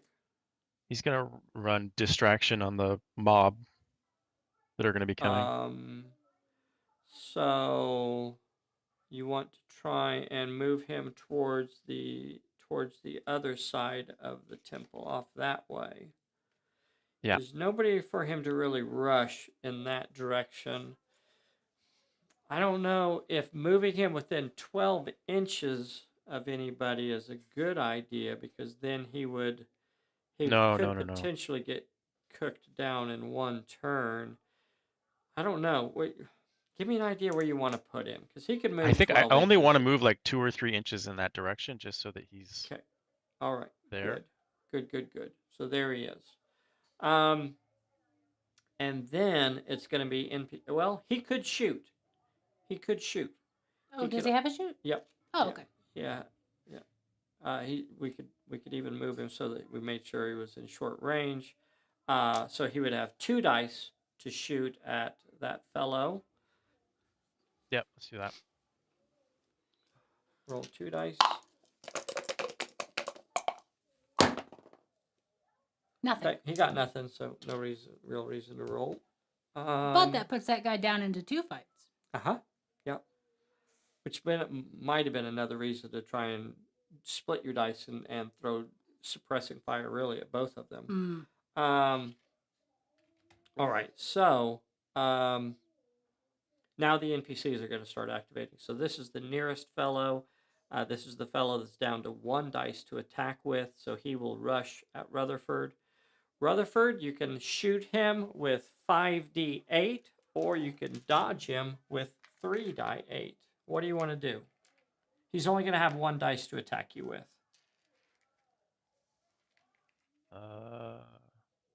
Yeah, I'm gonna shoot him. Okay, so he's throwing 1 dice at you. He got nothing. All right. Rutherford's throwing 5 dice back. Oh, I should have let Bessie roll. It's Sorry. okay. So 3 successes, and the fellow will have to roll a 3 dice health check. Down. Now the next one will rush at Rutherford. Again, you will have 5d8 because Rutherford is a veteran. So he will not lose any dice for multiple combats. 5d8 versus 2d6 to fight you. Or you could roll 3d8 to dodge. Which would you like to do? No, we're gonna shoot him too. Okay, 2d6 coming at you. A 5. 5d8 coming at the booga. 4 successes. He will not choose to block anything. That means he'll have to roll a 4 dice health check. And Rutherford will have to roll a 1 dice health check. Here is for the Lotus Eater. Oh my God. And that's what we call a 4 dice health check. Oh no. You just used my dice. Okay, here we go. And Rutherford is injured. I haven't even rolled. Oh, he is. Okay. Why'd you jinx me? Injured. Wow. That did not go well. That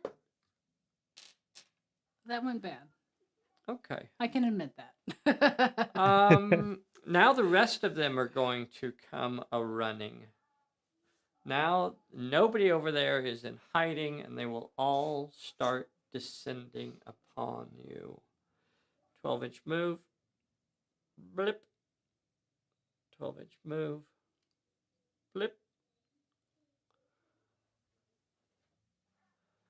12-inch move. Blip. 12-inch move. Blip. 12-inch move.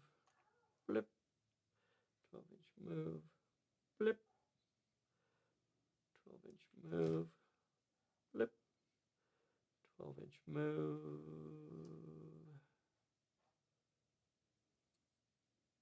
Blip. And that's the jailer, so he can actually shoot. And I guess he will. He ran. He's not in short range.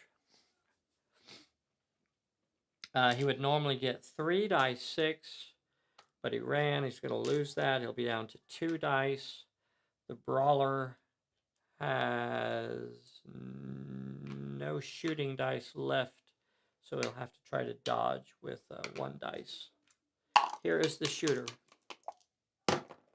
Jailer gets nothing, and the brawler gets nothing, or doesn't need to roll. Does he want to move at all? What'd you say?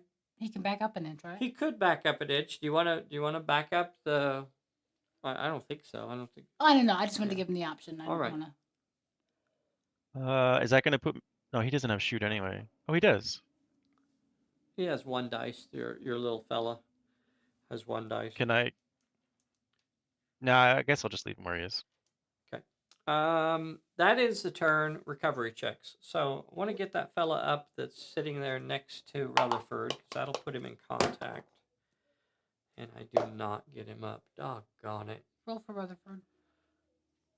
You roll for Rutherford, You lady. roll for Rutherford. You roll for Rutherford, lady. Rolling for Rutherford. Let's see if Rutherford shakes off his injury. Yes, thank goodness. Rutherford shakes off his injury, but he is engaged. You're engaged. Good stuff. He is engaged. And that is not where Rutherford, that's not where a sniper wants to be. Rutherford is not happy when he has fellas beating on him. All right. Let's see. So that means pull a bullet and draw cards. Turn 8. Mike, you got trip up.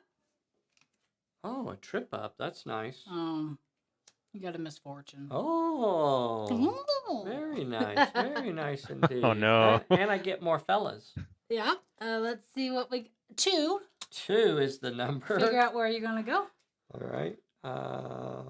1, 2, 9, 10. 9, 10. 5 inches back in the bushes. 5 inches in the bush.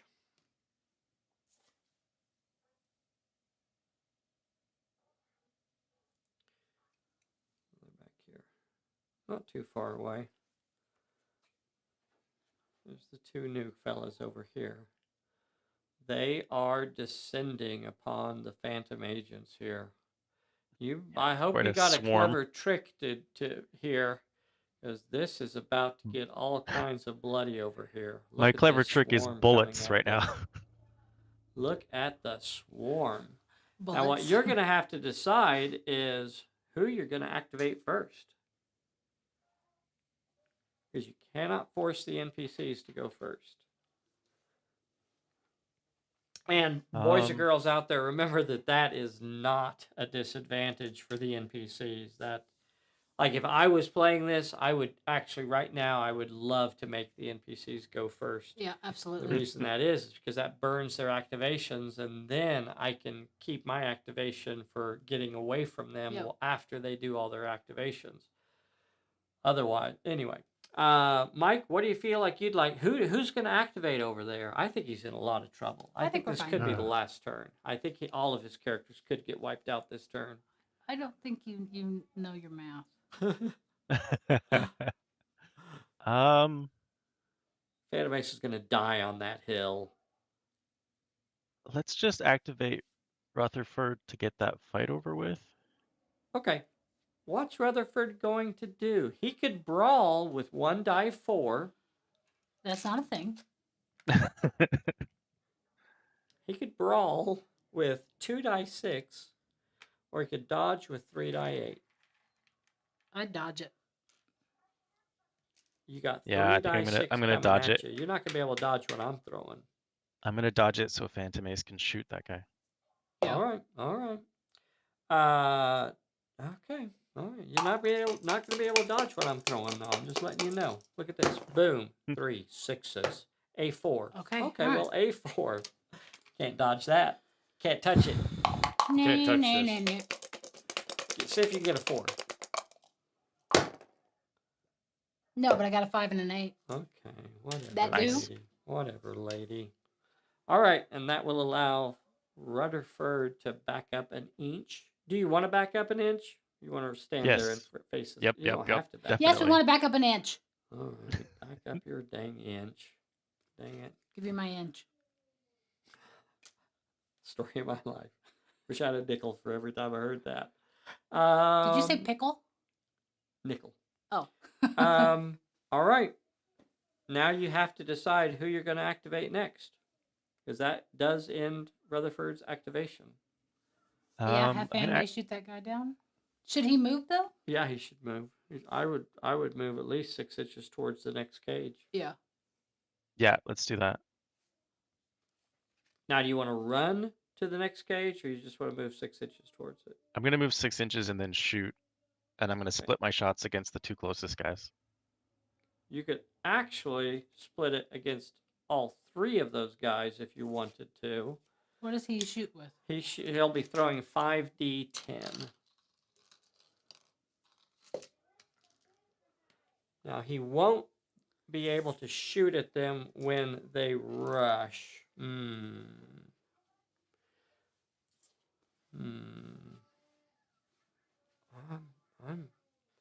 I might suggest that you move over 6 inches. Yeah, I would. Yeah. Yeah, I would move over 6 inches instead of moving short to try and get more space between you and them. So in case you don't put them down, you'll get to shoot again when they rush you. Yeah. So all that will give you a -1 penalty this turn.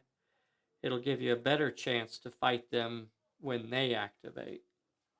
I don't know. What do you think, Mike? Yeah. You want to just move your 6 inches? Try and No, gun them down? that's good. I'm really hoping to take some guys down, but I it's probably know. better to Yeah, but when You they could come at still- you can still take them down. That's So true. if you move over 6 inches, that means you're only going to get 4 die 10, and you could split that against 2 of them. You could even split it against all 3 of them if you wanted to. No, just the 2 closest. Okay, so 2 each. dice and 2 dice. So he's attacking this one and this one. I almost thought that was the tiger for a second. But it's not. Where is the tiger? Tiger's over Way here. over there. Yeah. So they will both try to dodge you. They'll be using 2 die 6 to dodge. All right, Bessie. We'll say this is the one in the white robe first. I don't think it matters. They are identical. So just roll it. Let's double check cards. Stay down, bad feeling, warmed up, trip up. Okay. Just reward, misfortune, clear shot. Okay. All right. Nothing. Sorry. That's okay. It'll put a penalty on them. Oh, I don't. There's no reason to roll dodge. Yeah. Okay. And then you have 2 more dice against the next one. 9 and a 5. 2 2 successes. hits. Or 2 dodge. successes. Dodge the 5. Have to roll a 1 dice. That's Down. enough to put him Woohoo! down. Okay. So you did get one of them down. All right. And then you still have. So you still have your brawler. Is he one-armed? No, he has 2 arms. Oh. From this What do angle, you he looks think like you want to one-armed. do with your brawler? Do you want to put him in a blocking position? Do you want to just go ahead and rush somebody? If you rushed anybody, Can it be the guy on Rutherford? Yeah, he could rush that guy on Rutherford. He has to rush the nearest. No. This fella really does look like he's closer. Yeah. Dang The fella in the trench there is actually closer, so he'd have to go after that guy if he was going to rush somebody. What do you think you want to do with him, Mike? Do you want to put him in front of Phantom Ace as a blocker? Do you want to put him in front of Rutherford as a blocker? Does he has just 1 die and shoot, right? What do you say? 1 die 6. He has 1 dice and shoot? He does have 1 dice and shoot, yeah. And in short range, I'd get it up to 2 dice. Let's shoot the guy And in most front of of these guys Rutherford. can't shoot. Shoot the guy in Shoot the- Rutherford is what he wants. Okay. You want to move before you do that, or just stay where you're at? I'm gonna stay where I am just so that they run to him. I'm sacrificing him essentially. All right. So, I'm gonna have to move you an inch back to make this guy your nearer target. Yeah. Otherwise, you'd have Yeah. to shoot the guy Oh, in the right. trench. Sorry. The So I'm angle going to I'm move you looking at back makes just 1 inch, and then you could shoot at the guy on Rutherford. So you'll have 2 dice 6 to throw at him. Go ahead, babe, and he will be dodging with 2 dice. 5. Got a 5. I can stop that. There you go. Dang. Okay, but it wasn't a fight. So he will have a fight on him. I guess I better start thinking about That'll be 2 marking. fights. Because Rutherford dodged from him. Okay. Good thing we're keeping track of that. And then this fella over here has been in a fight too. So we'll try to remember that. Right? Only 1? Yes. Okay. All right. Here we go. It's time for the NPCs to start slaughtering people. All right, let's see. And I think it's this fella that's nearest. So he's going to have, he's going to rush Rutherford. Rutherford will not be able to shoot. He's only throwing 1 dice at Rutherford. Rutherford, are you going to back up? I'd try to dodge. Yeah. Are you going to dodge with 3 die 8 or brawl him with 1 die 6? He's rolling 1 die 6 to attack you. Yeah, dodge. Dodge. Okay. All right. 1 die 6 to attack you is a 5. Let's see if you can get that 5. I don't think so. This could be his end right here. This could be the end of Rutherford. All right. Got it. 7, Whatever. 7, and an 8. Whatever, lady. Pal. That'll give you an inch to back up. And then the next fella that's closest, I think, is going to be this fella in the trench going against the brawler. So when he activates, he will rush at the brawler. He'll have 3 die 6 coming at you. The brawler can brawl with 1 dice or dodge with 1 dice. What do you want to do? I guess dodge. Okay. Yeah. 3 die 6. And I think that's a smart move there. And the reason is because you have to wonder, what is the brawler's goal? Yeah. Is he trying to take down that one guy, or is he trying to survive long enough to hold up this mob? And a meat shield is trying to stay up as long as possible. Yeah. So, but I don't think there's any way you're going to be able to dodge that 6. No, Dang it. and he's going to have to roll a 1 dice health check. Boy. And he remains on his feet. That means the rest of them are still going to have to deal with him. However, the next nearest enemy is this fellow here. And he's going to be rushing at... Phantom Ace is the nearest, so he's going to rush at Phantom Ace. Phantom Ace does not lose any dice because he's a veteran, so he'll be rolling 5d10 or 2 die 8 to dodge. Which would you like to do? We're gonna shoot him. All right. Well, that'll get you injured. He's been in the fight. That'll still get you injured. Hey, I'm going to back up because I didn't give you the opportunity to play it. Is there any reason why you would want to play the trip up on him instead of just gunning him down? Was he more than 3 inches away? He was more than 3 inches. That's why you have the chance to shoot at him. Yep. Otherwise, you wouldn't get to shoot at him. Really want to kill him. You want to shoot? Okay. He might get back up though. Uh-huh. And I need. I'm gonna use the trip up, I guess. Yeah. Okay. I think I have a misfortune. Okay. Yep. I'll go ahead and use it. Okay. All right. So here is his attack on you. 2 die 6. I got nothing. Doggone it. Oh, well, I forgot and rolled. It's okay. Just go. We don't have a lot of time. 4 successes. Guy's going to have to pass a 4 dice health check. I can do that. Not a big deal. There you go. He's down. What? That's the second time you've done that. Nah, he's gone. He's down. Oh, He's down. I didn't pass it. okay. All right, Bessie, get some dice ready. Okay. I don't Here see the actual comes results next until about 15 fellow seconds is later. rushing a brawler. Do you want to play the trip up on this next guy to stop him from reaching the brawler? We played the trip up. You misfortuned. Okay. Trip I'm up. sorry. Okay, here he comes at the fellow. You're just taunting me 3 now. dice 6 at the brawler, and the Okay. brawler's going to have to try to dodge. 3 dice 6. 6 6 and a 4. He's dodged with Brawler 1. is dodging, yep. Nothing. Dodge Takes 2 takes hits. the 2 hits. Down. Down and gone. He's level 1. Now the rest of them will be coming in on Rutherford. Phantom. Yeah, Rutherford. So next fellow that activates will be rushing Rutherford.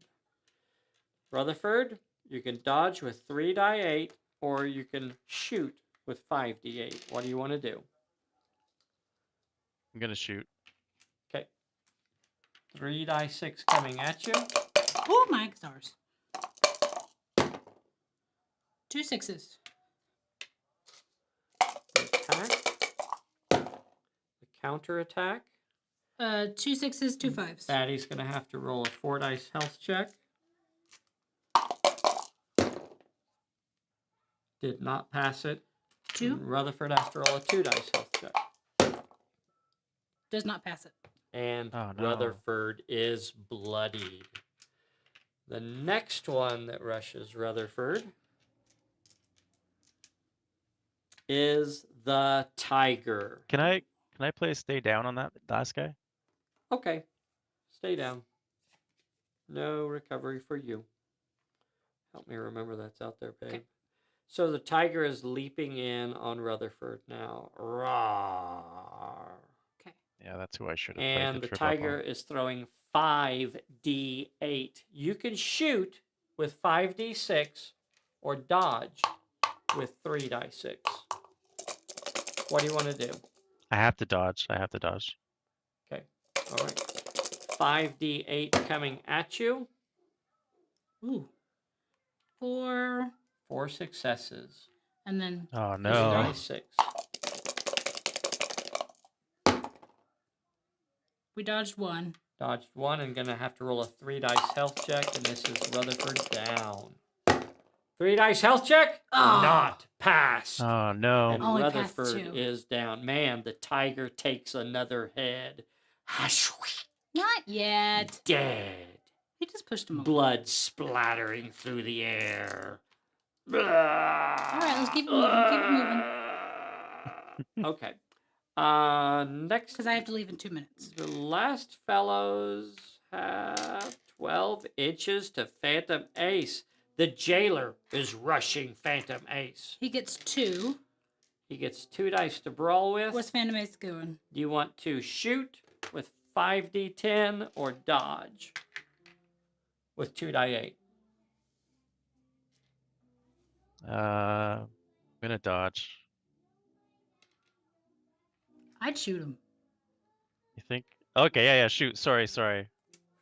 Okay, you roll. A 6.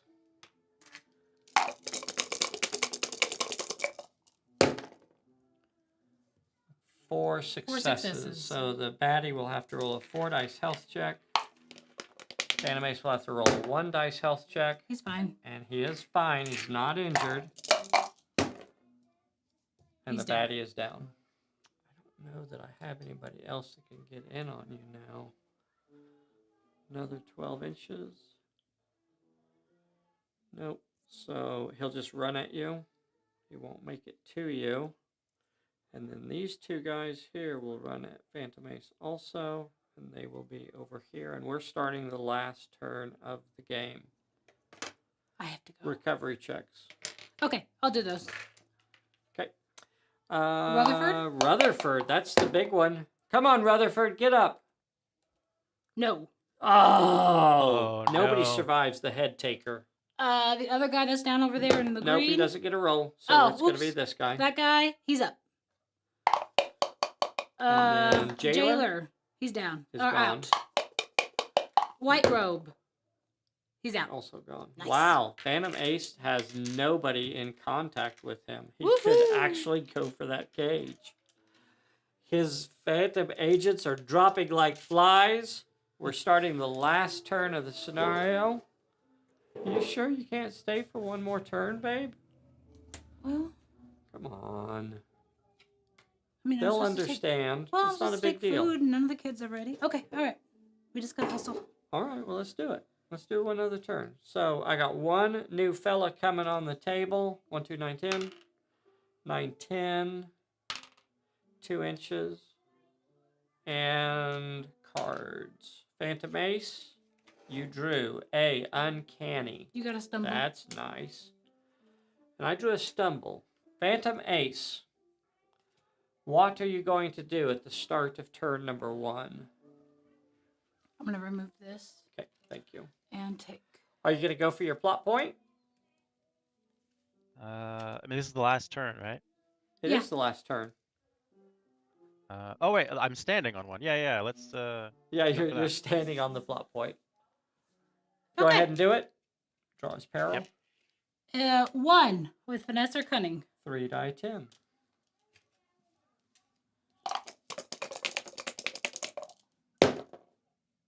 You could discard a card instead of rolling. Nah, let's just go with it.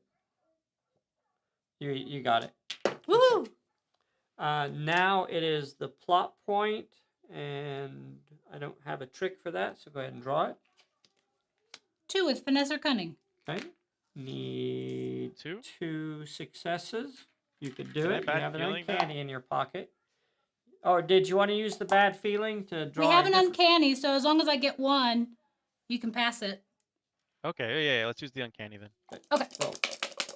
So the uncanny, you don't use that until after you roll. Got 1. And you do need it. She only rolled 1 success, but with the uncanny, you can play that and add the second success. So that means there's still 2. There's still 1. That one and this one. Oh, there's only one. There's only one prisoner left, and it is the what? The animal was released. The brawler was released. The shooter? There's only one. That's probably what it is.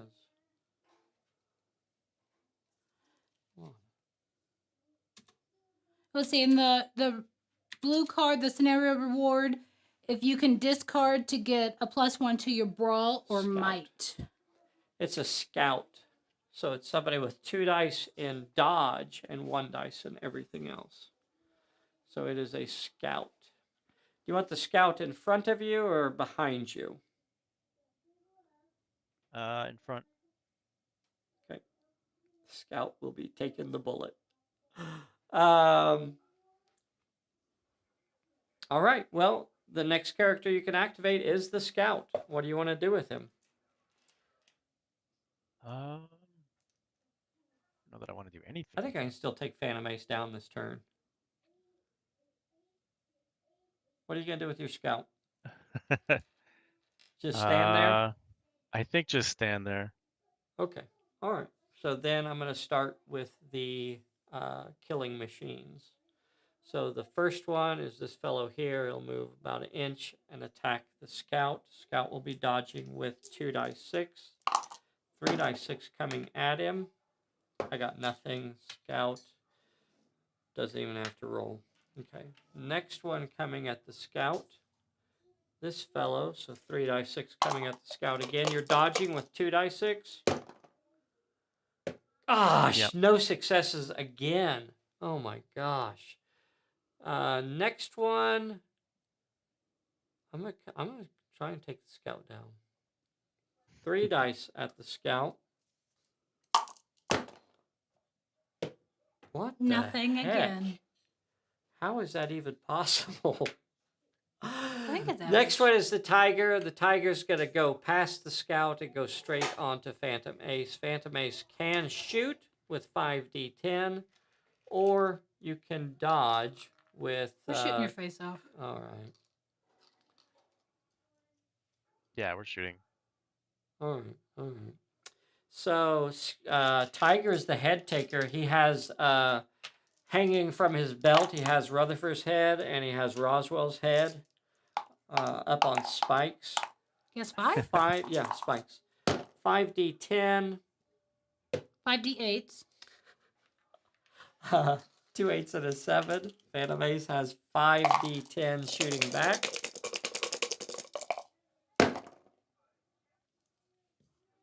Okay, so both of them are going to take 4 hits because I'm going to use my bad news and give you an extra hit. So both of them will have to roll a 4 dice health check.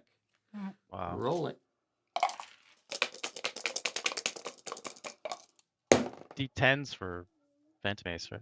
I pass. Phantom Ace Ace passes his health check. Wow. And the head taker also passes his health check. All right. Next one will go in on the scout. 3 dice 6 against the scout. That scout is slippery. Oh my God! How is that possible? How is that possible? Next one on the scout. There's like a little ditch or something while they're running up. They keep tripping over. Oh my gosh. Scout. 3 dice against the scout again. This will be the last one that I can actually get on the scout just because space. Nothing. Wow. We should have been allowing him to dodge this whole time. Oh, I thought he would stay there just so he would be in front of Phantom Ace. Okay. All right. The next one's, well, actually, in this case, now it's better to dodge back because that means that before they wouldn't have been able to get to him. Now he can actually get to him. All right. I'm going to get that scout. There's no possible way that scout is surviving this turn.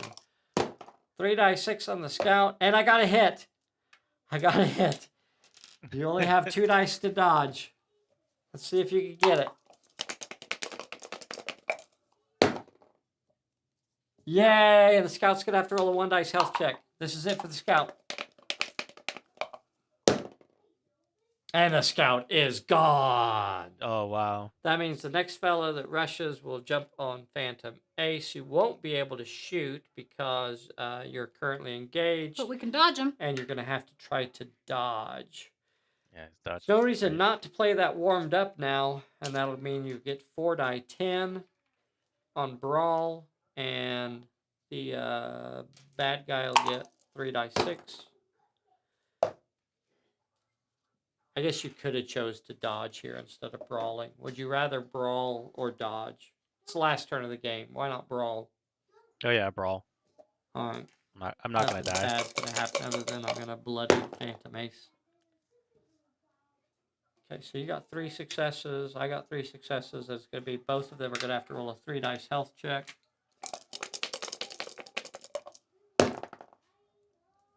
Phantom Ace is bloodied. And the baddie goes down. And that's pretty much the end. I don't think I have anybody else that can get in there, and that's going to end the scenario. How about that? Bessie, if you need to take off. Okay, all right. I'll see you later. Bye, Mike. Thanks Bessie has a luncheon engagement. Bye. So, thanks for all the rolls. Yeah, she was doing good today. That was a lot of fun. Phantom Ace was able to get around there and take out those cages. He actually got 5 of the people released. He released 5 of the cages. That's really considered like a major victory right there. Being able to get 4 of the cages is what he got. 3 is a good day, but 4 or 5 cages. If you get 4 or 5 cages open, that means you are doing pretty darn good. So it was really awesome, Roswell. Man. Roswell tying up all those guys. Yep, Roswell did her job keeping them tied up for a very long time, holding them up, and then they finally got free. Phantom Ace was able to get back into hiding, and that bought him another turn. He could have possibly I'm not saying it was the wrong choice, but if you had used that, buy some time to add 2 more turns, you could have possibly ended up getting all the dang All of them, yeah. cages released. But in fact, there weren't any other captives. There are only 3 level 1 characters, and then whoever the other player characters are. So the next cage would have been empty anyway. There wouldn't have been much reason to So actually go for the next I cage. freed everybody and then immediately got them all murdered. I know. Like almost all of them only survived the turn that they were freed in. I think obviously Roswell survived several turns. Yeah. Rutherford, I think, maybe was out there for 2 turns, but most of them appeared and disappeared on the same. They crawled up out of the cage and I'm immediately free. got smacked down. Yeah, that was a lot of fun. I really enjoy this scenario. It's a nail biter. I think it's a little bit easier, when you play it co-op. And this scenario is designed to be played co-op, so it's a good one to play with somebody else on your side, and both of you can be going around trying to open the cages and stuff like that. So pretty cool. Now, I think next week we have D.W. Logan to play, and we're going to kind of continue this story, but I don't think we're going to do scenario number 46. I think we're going to do possibly more of like a straight up battle where the Lotus Eaters, descend basically on Phantom Ace. Maybe I'll even use this tabletop for the next scenario, but where Phantom Ace and Rutherford and Roswell are a large group of models. I don't know if you guys have seen some of the videos that I've posted about how big can a league get to, but I'd like to do one of those scenarios that are very lopsided in the numbers, where one side has maybe 20 or so models, multiple gangs to get it there, and then the other side only has 3 models. So that could be fun. And that's next week, where the Lotus Eaters descend upon the valley, full of pudding and ready to kick some Phantom Agent tail. We'll see. We'll see. A big thank you to the most Mike of all the Ditch Burns to join us today. So we definitely appreciate that. Mike, hang around with me for just a little bit. Is there anything else we needed to go over today, Mike, with the boys and girls out there before we call it a day? Nope. If people want to check out my painting, they can look for Scudfisher on Instagram. I have thousands of things painted there. So that's awesome. I don't get over to Instagram very often. I'll have to try that out. I have a very narrow bandwidth, so I pretty much have to stick to what I do. But yeah, definitely go check out Scudfisher on. Put some of them over on our players group. Some of your pictures over there on our players group too. I know that maybe that doesn't drive stuff to what you have over there on Instagram, but we'd love to see your stuff a little bit. All right, brother. Sure. Hold on just a second. We're gonna play us out of here. Bessie cheating on her dice rolls. And that was the game. Thank you.